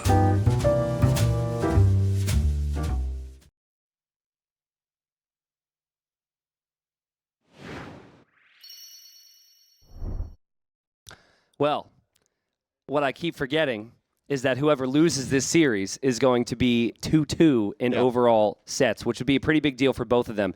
I think a bigger deal if Viper goes 2-2 because that means it's probably way less likely he can get a bye to the semifinals.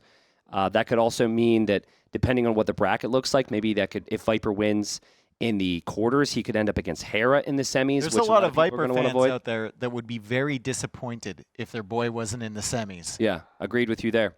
And the competition's high. And listen, the one thing that Viper has lacked this tournament, I'd say, is just a little bit of extra consistency. He's got the great games. We saw it in this series, but then there's been the moments where it's just not so bright. Well, I mean, it's kind of weird because he gets himself into those situations like the previous game, and you're like, oh my God, this can't go wrong. Yeah.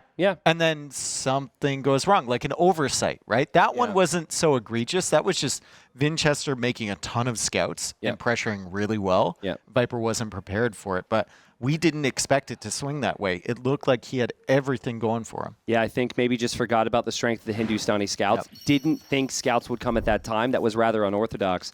And Second game 5 here. Arabia in a row. We are here, game 5 Arabia. This is the second set in a row that Dave's covered. And he'll find one of these civilizations is very familiar. We've got Viper playing as the Tatars in the blue, and then we've got Vinchester playing as the Incas. So it won't be a stable spam game. Yeah. But Viper's going to have the possibility of going Lancers, Knights, Cav Archers maybe. And Vinchester's probably going to revolve most of his strategy around the infantry or the archers. Look at the walling potential on Viper's base. Like big wall potential. With the wood lines on the left side, is crazy. Vinchester has the same thing, right? Like one little wall there, you cover off half the map, but the forward gold is unfortunate as he tries to push the deer in there. On the other side, we've got Viper with a bit of a forward gold, but the other two are fairly secure, and there's like 4 wood lines that if he wants to go for it, he can get some easy walls down. Those wood lines, I don't know how many viewers created a map to play against a friend or maybe a younger, older brother growing up where they were clearly in a better position. Anybody? I did that. I'd be like, yeah, we just got a normal Arabia game, and then I just happened to have like the easy wall. Now, it was more egregious. I would have like a sneaky 25 tiles in the back. Oh, really? Oh, Vinchester, not again, dude. Stop doing it. Stop it. Unbelievable. Stop it. Every time I watch this guy, I swear he's killing his boars with the TC. Dave, that's huge. Like, you really need that food. That ruins the build order Vinchester probably wanted to go for. That slows him down massively. Thankfully, he got the extra llama, but pros just get so used to weakening the boar with their TC and then finishing it off with the villagers. But for like the 6th time in the last 10 sets we've covered Vinchester, well, maybe that's a bit extreme, but he's done this a lot. Every other set, at least every other set, he's killing a boar. Yeah, and there is a slight explanation. The game was slightly changed in that the TC doesn't reset, so that arrow will fire if you try and save the final vill. But that wasn't one of them. That wasn't one of them. Whatever it is, like that was just a misclick. From whatever Vinchester. the percentage is right now, maybe you just don't do it. Like, I know he's been doing it for years. Or you go for a more consistent technique, like the 4 with the 3 volleys. Yeah. That one, it's really hard to screw up, or right? 6 with 2 volleys. I don't know. Yeah, he's trying to go 6 with 7, and if he hits it once extra with the villagers, it gets killed, and he's not realizing what's happening. Anyway, I mean, pro players are pro players because they can adapt from something like that. Like Vinchester is going to be minus that 340 food. He can adapt. It's just going to be way more difficult for him going forward against Viper. Now, I was going to say this earlier. The Civ matchup, not quite as bad against Steppe Lancers as something like, Mayans would be, but still, it can be rough in the Castle Age for Incas, an Eagle civilization, to match up against Steppes from the Tatars. We got to point out the difference here. Like, look at the lack of food for Vinch underneath the TC. He started with the llama, and then there's Viper. Now, Viper's Tatars, so this makes it even more difficult because his sheep last longer. So Vinch is down 340 food. Viper's up a couple hundred. And Viper, he kind of fell apart in the previous game after a really good start. He's going to want some revenge, and he's just kind of running around in a circle. He knows Vinch wants to build the range. Oh, God. He also knows he's Tatars with the hill, so he could maybe kill that Vill from Vinch. And Vinchester has to run cover with her. Yeah. She's defending. Viper's being such a pain here. Will he actually get the Vill? He's delayed the range ever so slightly. There should be a spearman. Oh, God. He can't do it now. Oh, no. It's all adding up now. Now, Viper doesn't know that Vinchester shot his boar with the TC. Correct. So Viper doesn't know how theoretically, statistically ahead he should be in this moment. But he'll know that he gained a small advantage from that right there. Yeah, and now he sees the walls from Vinchester. His scouts were on the way. He was able to delay the range, and Viper's going to do something that really only the Tatars can do really well. Because they have all that food underneath the TC, they don't need to use their wood to farm as early, so they can add that second range on the back of a scout play. And we'll see Viper most likely mix in skirms. I wouldn't mind him even going to golds and going for archers because it's a little bit stronger here. And then you could take advantage of the free thumb ring later on. He's looking for that Vill. He's looking for the weak one from before. Yeah, true. I think that villager's probably out of here. Damn, look And at Vinchester. Oh, God. Yeah, I He mean, took advantage of the wood line, for yeah, sure. if he can just wall up before these scouts get in, he can stabilize. But what he cannot do is fight on open field right now. He needs to get to the point where he can rely on mainly farms. Viper's coming forward now. Vinchester's almost fully walled. And Vinchester sees the skirms. I think Vinchester has to get in his base.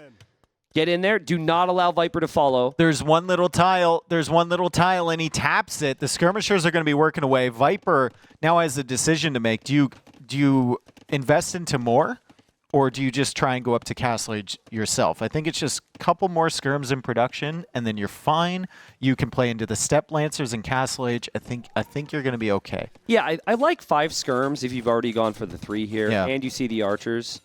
Viper is free at home to do whatever he pleases, and as long as Viper sees army behind the walls, he knows he won't be hit. So we'll see. I mean, maybe Viper really wants to force the aggression here because he doesn't want Vinch to be greedy.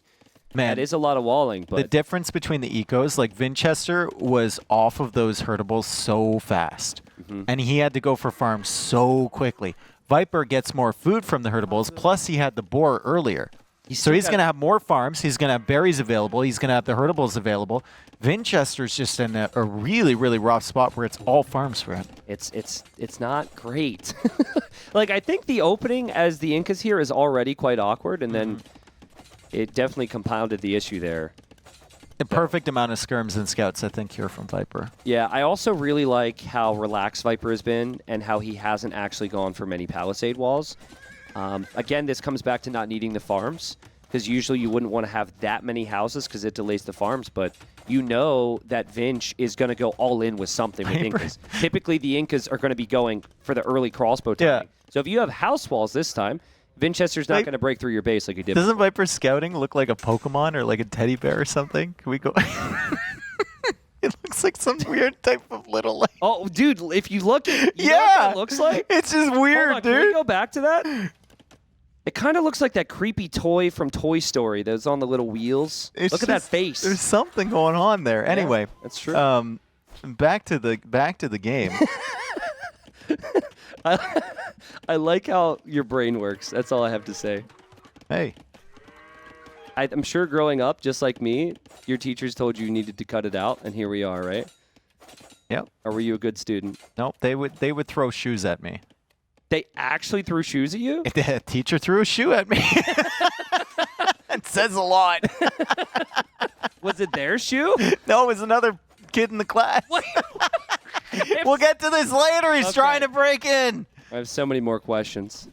Well, the walls have come up for Vinchester, and he's trying to keep this army out. And Viper has not cut skirmisher production, and he's just like, fine, go ahead, play this game.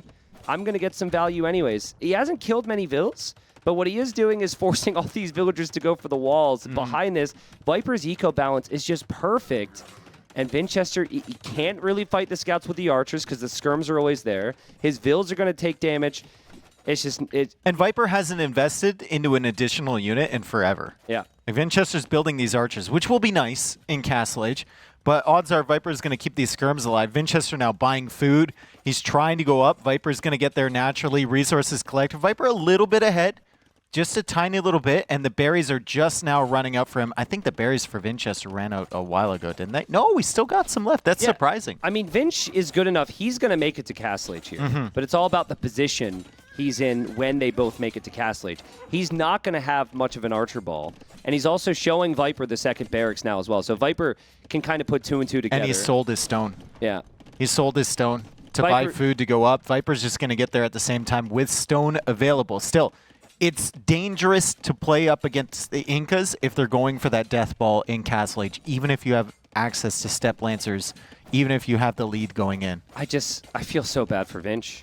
I mean, he's trying his best. Viper's played a perfect game. Maybe Viper would have played a perfect game without the boar. Maybe this would have replicated. We would have seen the same situation. But Viper has just taken every moment he can in Feudal Age to get some damage. Vinch is leaving. And run with it. It's so good. Now, let's see what Viper does here. Because Vinch knows this is bad. And he needs damage. So Viper hasn't seen the army. Viper also hasn't seen the wood line, I think, on the left side of his base. He's walling to the TC.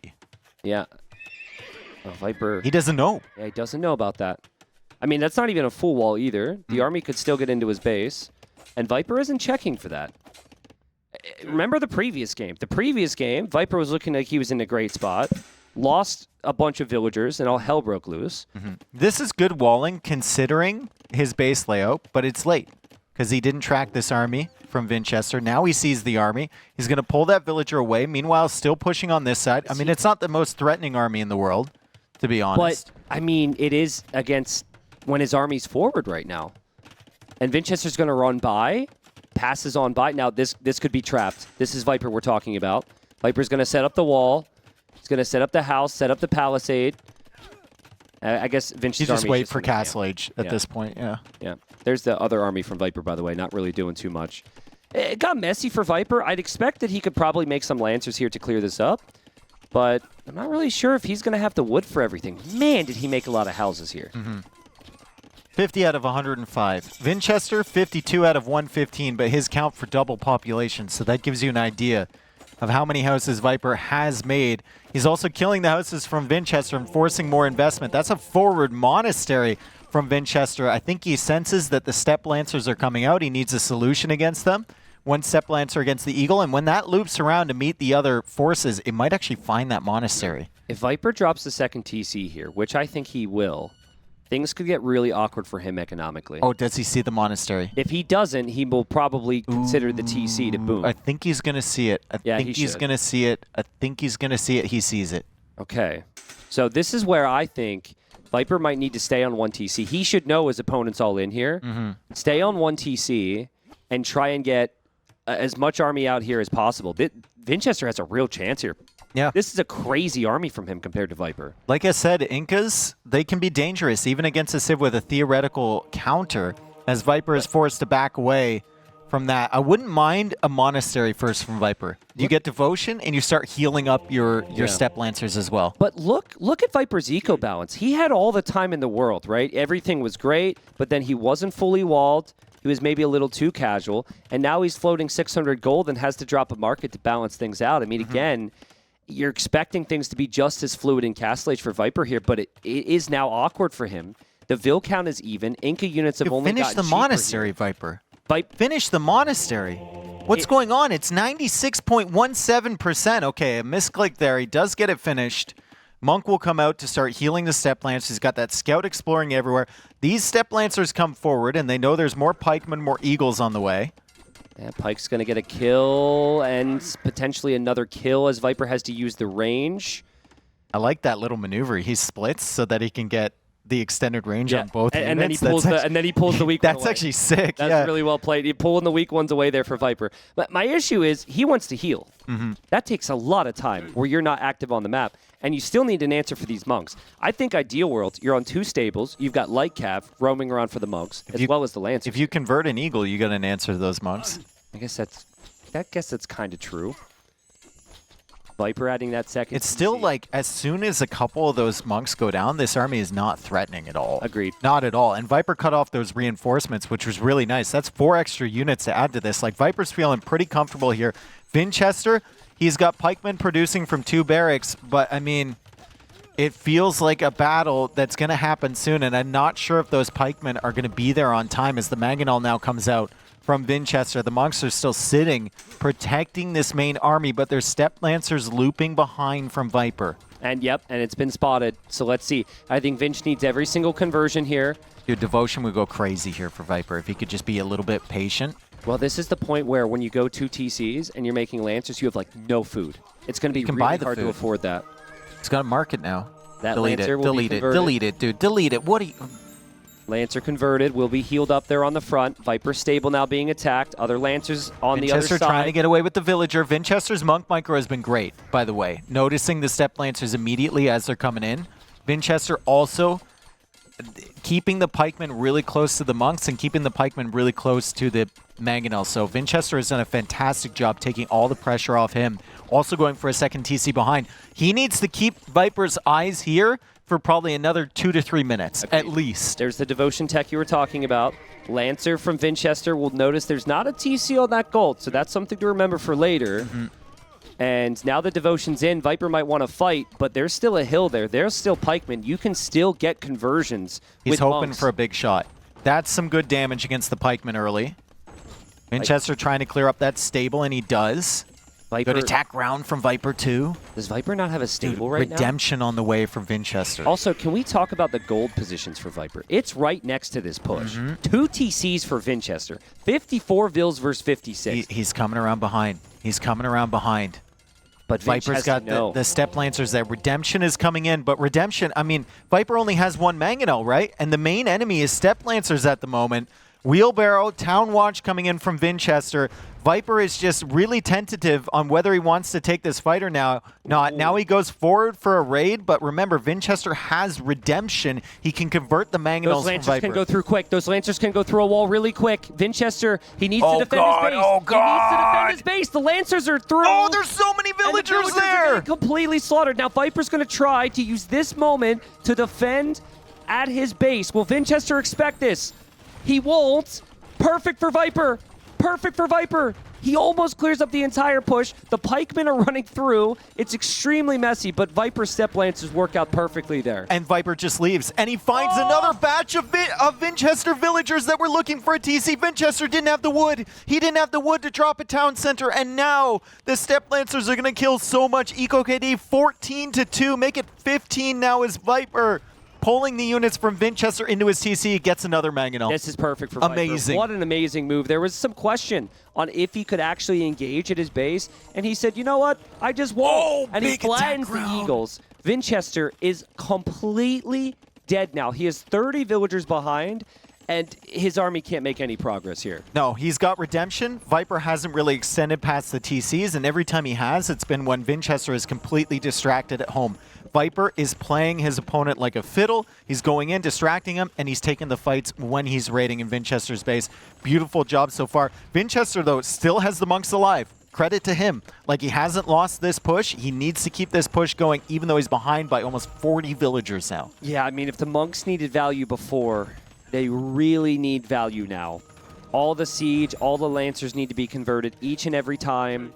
You cannot afford to lose a unit, and you have to hope that somehow snowballs on Viper's town center. Your reinforcements are like never getting there. Viper keeps pulling the monks back because the step lancers are in the middle of the map. These lancers from Viper have been really active, and I think Vinch is expecting them to come pounce on his army right now. They've killed 18 kills. Vils. Oh my god, and there's the castle from Viper, and that stops the push. That stops the push if the castle goes up. I don't think Vinch can see it, right? I think the push can still happen from the left. So you could still push the TC, but it obviously really helps. And Viper's back. There's a hole from earlier. He's in. Vinchester might not realize, and he does, but it's Step Lancers. They could take the house. Can they? Can they? Vinchester. I guess the not. one villager is holding the line here from Vinchester as he tries to prevent these step lancers from getting inside. Step lancers more really houses. working away. Double house behind their step lancers. Go through a hole Vinchester didn't realize was there. Yikes, dude. Viper's through. I'm pretty sure on the other side as well. Vinchester's no longer able to push, and Viper's going to maintain and even extend his villager lead here. I mean, it got shaky. But the counterattack, these step lancers have just completely changed the game. What can Vinchester do, Dave? All his pikes are on the front. Any new pikemen are just going to get sniped. Yeah, there's Bills no are even potential. getting sniped. And there's a castle, too, so you can't even all-in, like, mangonel push Viper's base. There's a castle there. There's a castle. You can't stop. He's trying. It's really, really tough for Vinchester. It all comes back to that boar, it feels like, early, right? It's all scaled from there. And Vinchester now just resorts to converting houses from Viper. That was an example of what the Lancers Can't should do. or can't do. Like, that was not good. I think Viper got a little distracted here. And Vinchester does still have more army, and it hasn't been the cleanest last 2 games for Viper. So maybe there's a chance for Vinch. I mean, he's on 3 TCs now. Yeah, and Viper's now teching the Cav Archer, Yeah. which can clearly just clean up that army right away. It's really easy, really smooth for Viper to get any upgrade. Ballistics could come in for him. Thumb Ring's already free.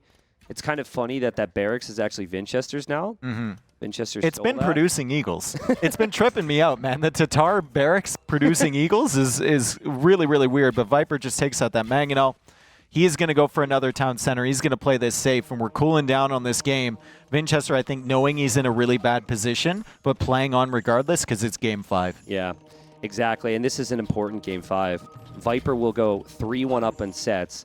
And if he wins tomorrow, could just get a bye to the semifinals. And Vinchester could have had the same opportunity here. That's what they were fighting for. These two are at the very top in this tournament so far, but this is going to be a big separator. Vipers, Cav Archers coming in. Vinchester hasn't lost his army yet, but I think he's about to. And I think he's going to have to tap out. He knows how many villagers he lost. He knows that he needs some type of control. It's just not going to be enough for Vinch, Dave. Yeah, he's just going to run circles here. Viper is going to around the army from Vinchester. Handcard even coming in. 104 villagers against 62. Yeah, what a game. What a series. What a fight from both of them. Viper had to really go through a lot, especially these last two games. And Vipers, Cav Archers are going to be moving out across the map. Looks like Vinch won't want to call it. Vinchester still feels like maybe there's a chance because he did really harass Viper a lot and do some damage there. But I think, again, this is game 1. Maybe he would have tapped, it being the 5th game. He wants to make Viper earn. I mean, he's still got 3 TCs, and he hasn't been hit in a while. Yeah. So he's going to lose a few villagers coming forward. The Cav Archers will come back towards his base. Ballistics on the way. Thumb Ring was in automatically for the Tatar Cav Archers. And he might deny a castle. He might deny a castle over here if Viper doesn't quick wall. And that's a difficult quick wall even for Viper. I mean, Viper says, I'm way ahead of my opponent. He needs to kill my vills to have a chance. Why don't we just build a castle directly next to my opponent's build? Right where he can see. Yeah, why don't we just But there was a hill there, Tristan. There was a hill. Viper, I could find 4 hills that were better than that castle, but he's probably going to complete it anyways. And the Eagles are going to run through. I'm sure Viper will spot that.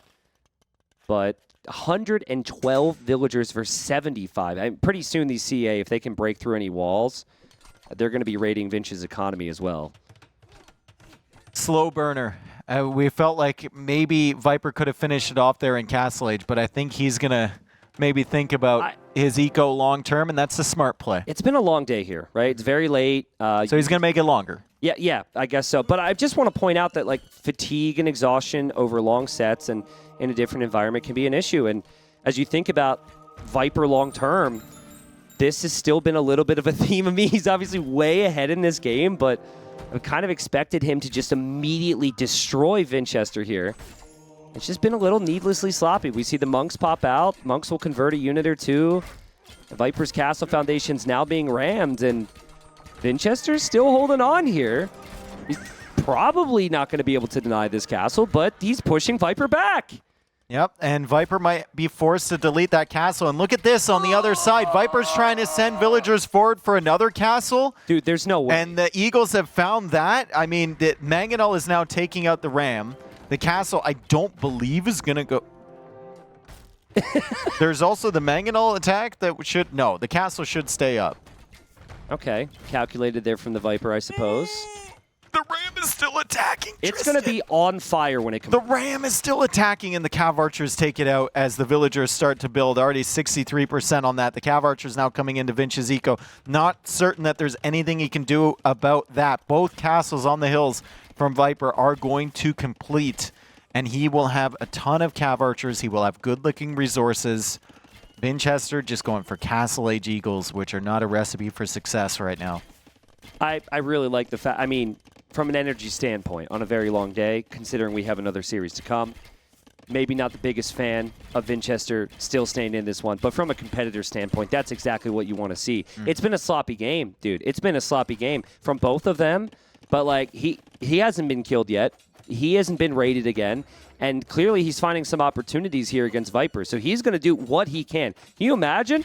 Looks like he's called a GG now. That's what he can do. Viper wins the game 3-2. Crazy series. So it's awkward when you don't win right at the And here they are. Well, there they were. There they were. On display. That was nice.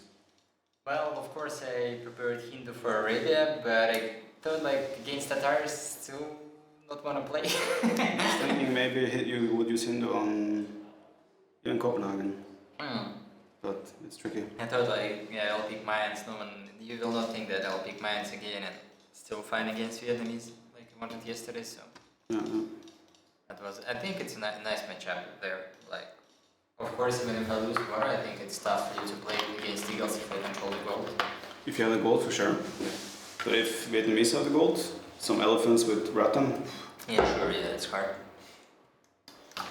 Well, they're just recapping the series there, Yeah. Dave. Yeah. And Viper wins. So Viper now, after 4 days, 3 set wins, 1 loss, looking very, very solid. I'm sure he'll say maybe in the interview he's got a couple things to brush up on here or there, but he's going to want to come in here tomorrow, win again, and secure the other semifinal position. And it's all for the taking. Yeah, I mean, I think we saw the best of Viper there. I don't think we saw the worst of Viper, but we also saw some of his weaknesses, right? Yeah. Maybe the reluctance to wall, especially when you know that your opponent's coming back towards you, or there's a question whether he might be. We saw him, not double walling. All of these things kind of rely around walls. Yeah. Although the quick walls were great. The quick walls were great. amazing, especially in that Citadel game. Yeah. Like, damn, I don't know how he stopped those golems from doing more damage than they actually did. I agree. I'd be curious to hear his perspective when we have the interview with Ellie in a moment. But more to come from the Viper. Usually, Viper only gets better as the tournament goes on. Yep. I expect the same from Vinchester as well, though. So really pumped to see what Vinch will do tomorrow when he steps up. And we haven't even gotten to the point, which is the end of the day, where we talk about the potential matchups. Yeah. But Vinchester is a very strong 2-2. And if you don't win 3 sets at this event, you might be in the bottom 4. There's So, a lot of people there's in that camp, though. Yeah. Like a lot of people in that camp. Anyway, we're going to hear from the Viper, our winner there against Vinchester. Ellie, take it away. Thank you so much, Dave. Viper, congratulations. This is a big win for you. What's going through your mind? I'm tired. No, it's sorry, I'm tired. No, I got really tough set. Obviously, Vinchester is playing super well this tournament, and he has impressed everyone. I think no one had him performing as well as he has done so far. So very impressed by Vinchester, and I'm happy I got the win. Well, it was really intense set. Another long one. Today's going to be a long day. We still have another set coming up, but you are now safe from the elimination round. Is that a load off your mind? Yeah, I mean, I felt like even if I lost today, my Buchholz is pretty good, so it would take a lot for me to be out, I think. But obviously, to be guaranteed to be safe is a very nice feeling, so I'm very happy about that. Well, congratulations once again. Let's take a look at some of the replays here. Game number 1 on Tide Pool, Berbers versus Byzantines. What were your thoughts going into this, the first game? I feel like Byzantines are super good here, so I felt comfortable the whole time. I was hoping I docked outside, so I got a little bit of a blooper in my strategy approach, but I mean, it worked out still, so I cannot complain. It was a super smooth game for me. From our perspective, yeah, you did everything right. We didn't even know about that blooper, so letting us know. It was really, really smooth from you. Do you think that, like Tristan said, the later stages of the tournament, that's your strong point? Later stages maybe, but not later times. So let's hope the tournament doesn't drag on as long as it's doing these days. I think yesterday as well went way past midnight, so let's keep it shorter, guys, okay? We need some more 3-0s, I guess. Yeah. But no, we like the excitement. Definitely keeps us on our toes. Next game here, Gujaras versus the Cumans. This was Vinchester's first pick Civ. Were you a little nervous? No, I had a clear idea of what I wanted to do, and I think the spawn being so close was very fortunate for me, so everything kind of went as I wanted. So this game was just like exactly what I wanted or had in mind. Yeah, this was another game from our perspective where you were just doing everything right, reading all the plays from Vinchester. If you could be in Vinchester's shoes, what do you think he should have done differently? Hard to say. Maybe build a TC somewhere else so it's not so close. No, I think it's really hard, right? Because the elephant breaks through the walls so fast and some scorpions. So I don't know. Maybe some scouts, some feudalish army, not just on archer and spear. I don't know. It's really tough, right? Because once I get in here, like the villager count is equalized, and I have all the initiative in the world. So it's really tough no matter what. I don't think there's much he could have done differently given how the spawn was. And having these really clean first 2 games, how did that feel going into game number 3? Obviously, I felt very confident, but this one he did really well. I think maybe I was too greedy doing wheelbarrow, slowed down my castlage time a little bit. But I mean, mines are mines, and he did a really good job microing on the water. And he also went 3 docks. I knew I was going to lose water, but I was hoping that I wouldn't lose out on the timing so much. And he did a really good play where he brought skirms out on the map to get the forward position, and then with the faster imp just shut me down, so I didn't really get time to get to a composition that I wanted. Was there any last-ditch effort in your mind that you thought, okay, I'm going to do something crazy to snipe the king? No, he had too much map control for that to be possible. So, and also I see he has his king on the top side. So even if I was trying to sneak on the bottom, the king wouldn't be there. So no, but those elephants are chunky. Yeah, but yeah, obviously he just put so much pressure. I got housed non-stop, and my farming economy was pretty much gone. So yeah, this was a rough game. Yeah, like you said, Mayans are Mayans, and they're certainly Maying. I don't know what the verb would be, but it was really well played here from Vinchester. Moving into game number 4, Dravidians versus Hindustanis. I think this was maybe the game of the set. Run us through your thoughts here, how it developed. I think he did really well to not take too much damage from my man-at-arms. He kind of shut it down with walls quite fast. And also, like, just shutting off one of my man-at-arms makes my push here, or like the early aggression, so much weaker. So he did a really good job there. And I took too long to take water back, or like start taking advantage of the water. And I thought I was going to be safe, but then those Hindustanis scouts just break through the walls and houses so fast. So it kind of snowballed from there. And yeah, once he got the Gulam spam going, I never felt comfortable here. I don't think you saw the stable, if I recall correctly. Was that a little bit of a surprise for you? No, I was expecting scouts at some point, but I was thinking that I could wall behind, but that was not the case. So if you were replaying this one, what would you have done differently? Stonewall. No, maybe a tower, like more house walls, maybe a tower, just so you cannot break. The palisade went down so fast, so I never had time to get the tower up. I mean, I had to do a tower anyway, right? So might as well just do a preemptive tower once I see the pressure coming. Mm-hmm. Well, we're going to move into the game number 5, the creme de la creme here, I guess, for these kinds of series. Tatars versus Incas. Did you pick Tatars? Did Hera's Tatar pick influence you? Did you practice with him maybe on Arabia? No, Tatars is just a solid pick against Mezzo in general, I think. So, because you always have the option to go Lancer against Eagles, for example, and you have Cav Archers that are amazing as well against Mezzo. So it was just a counter to Incas, which I was expecting. I thought he might use Hindustanis. Oh, did he kill his boar with the TC? He did. He did, which might kind of like Leary did last game. So yeah, that definitely hurts. So yeah, that makes sense then that I could do so much early aggression without like him fighting back much. So yeah, the extra llama can only do so much, and the Tatar sheep lasting longer certainly added to your advantage. How did you feel about the Step Lancer raids? It was nice. I got revenge from him breaking in the wall the previous game. So no, I mean, once you get in with Lancers and there's no town centers or defense, like villagers just fall like flies. And he had a really good pressure here. So like this could have been very tough if I didn't get the counter attack or counter damage in. So once this happened, I was very happy because I was getting really tired this game. I think as well towards the end I was housed probably for 5 minutes. I didn't even realize. It was brutal. But yeah, after I got that raid, I obviously felt very comfortable and that this game is mine. Do you think that this game could have gone on even longer? Not from after I had. I mean, like obviously he tried with what he had, but like once he loses what is like 20 bills, it's impossible to come back. I was also able to snipe 2 mangonels from him while this was happening. So yeah, I needed that because I don't think I would have done well if the game dragged on. Do you think it was just the tiredness kicking in? Or do you think Vinchester could have regained a stronger position? No, I mean, like if he keeps his pressure going and doesn't have the counterattack happen, right, then he can definitely make something happen from the forward position. Especially if he can start adding some teases and boom behind it. So yeah, I needed the counterattack. Otherwise, I think it would have been tough for me. Although maybe I could have brought my Lancers back and taken a big fight and won a fight as well because I was devoted. So it's possible, but it's hard to say. Like we'll never know, unfortunately. Well, we'll never know. But what we do know is that you played an amazing set, and you're going to be going into the last day, the final day of the group stage in a fairly good position. Do you have any maybe words for Devi? I know she's watching with the baby. I think she's actually asleep now. But obviously, I missed those guys. It's very hard to be here and see photos and videos of the little guy. You know, I'm used to waking up with him, so it's a bit sad, but you know, it is what it is. Gotta make a living here. Yeah, I know that Debbie and Viper are keeping the baby pictures private, but I've seen the little rascal, and if you take 50% Debbie and 50% Viper, you'll get that baby. Not 50% me, no. Just like 10% me and most. Well, maybe now there's some pictures that look very much like you and some that look very much like Debbie. So we're taking the average. Don't worry, he has her hairline. It's fine. Okay.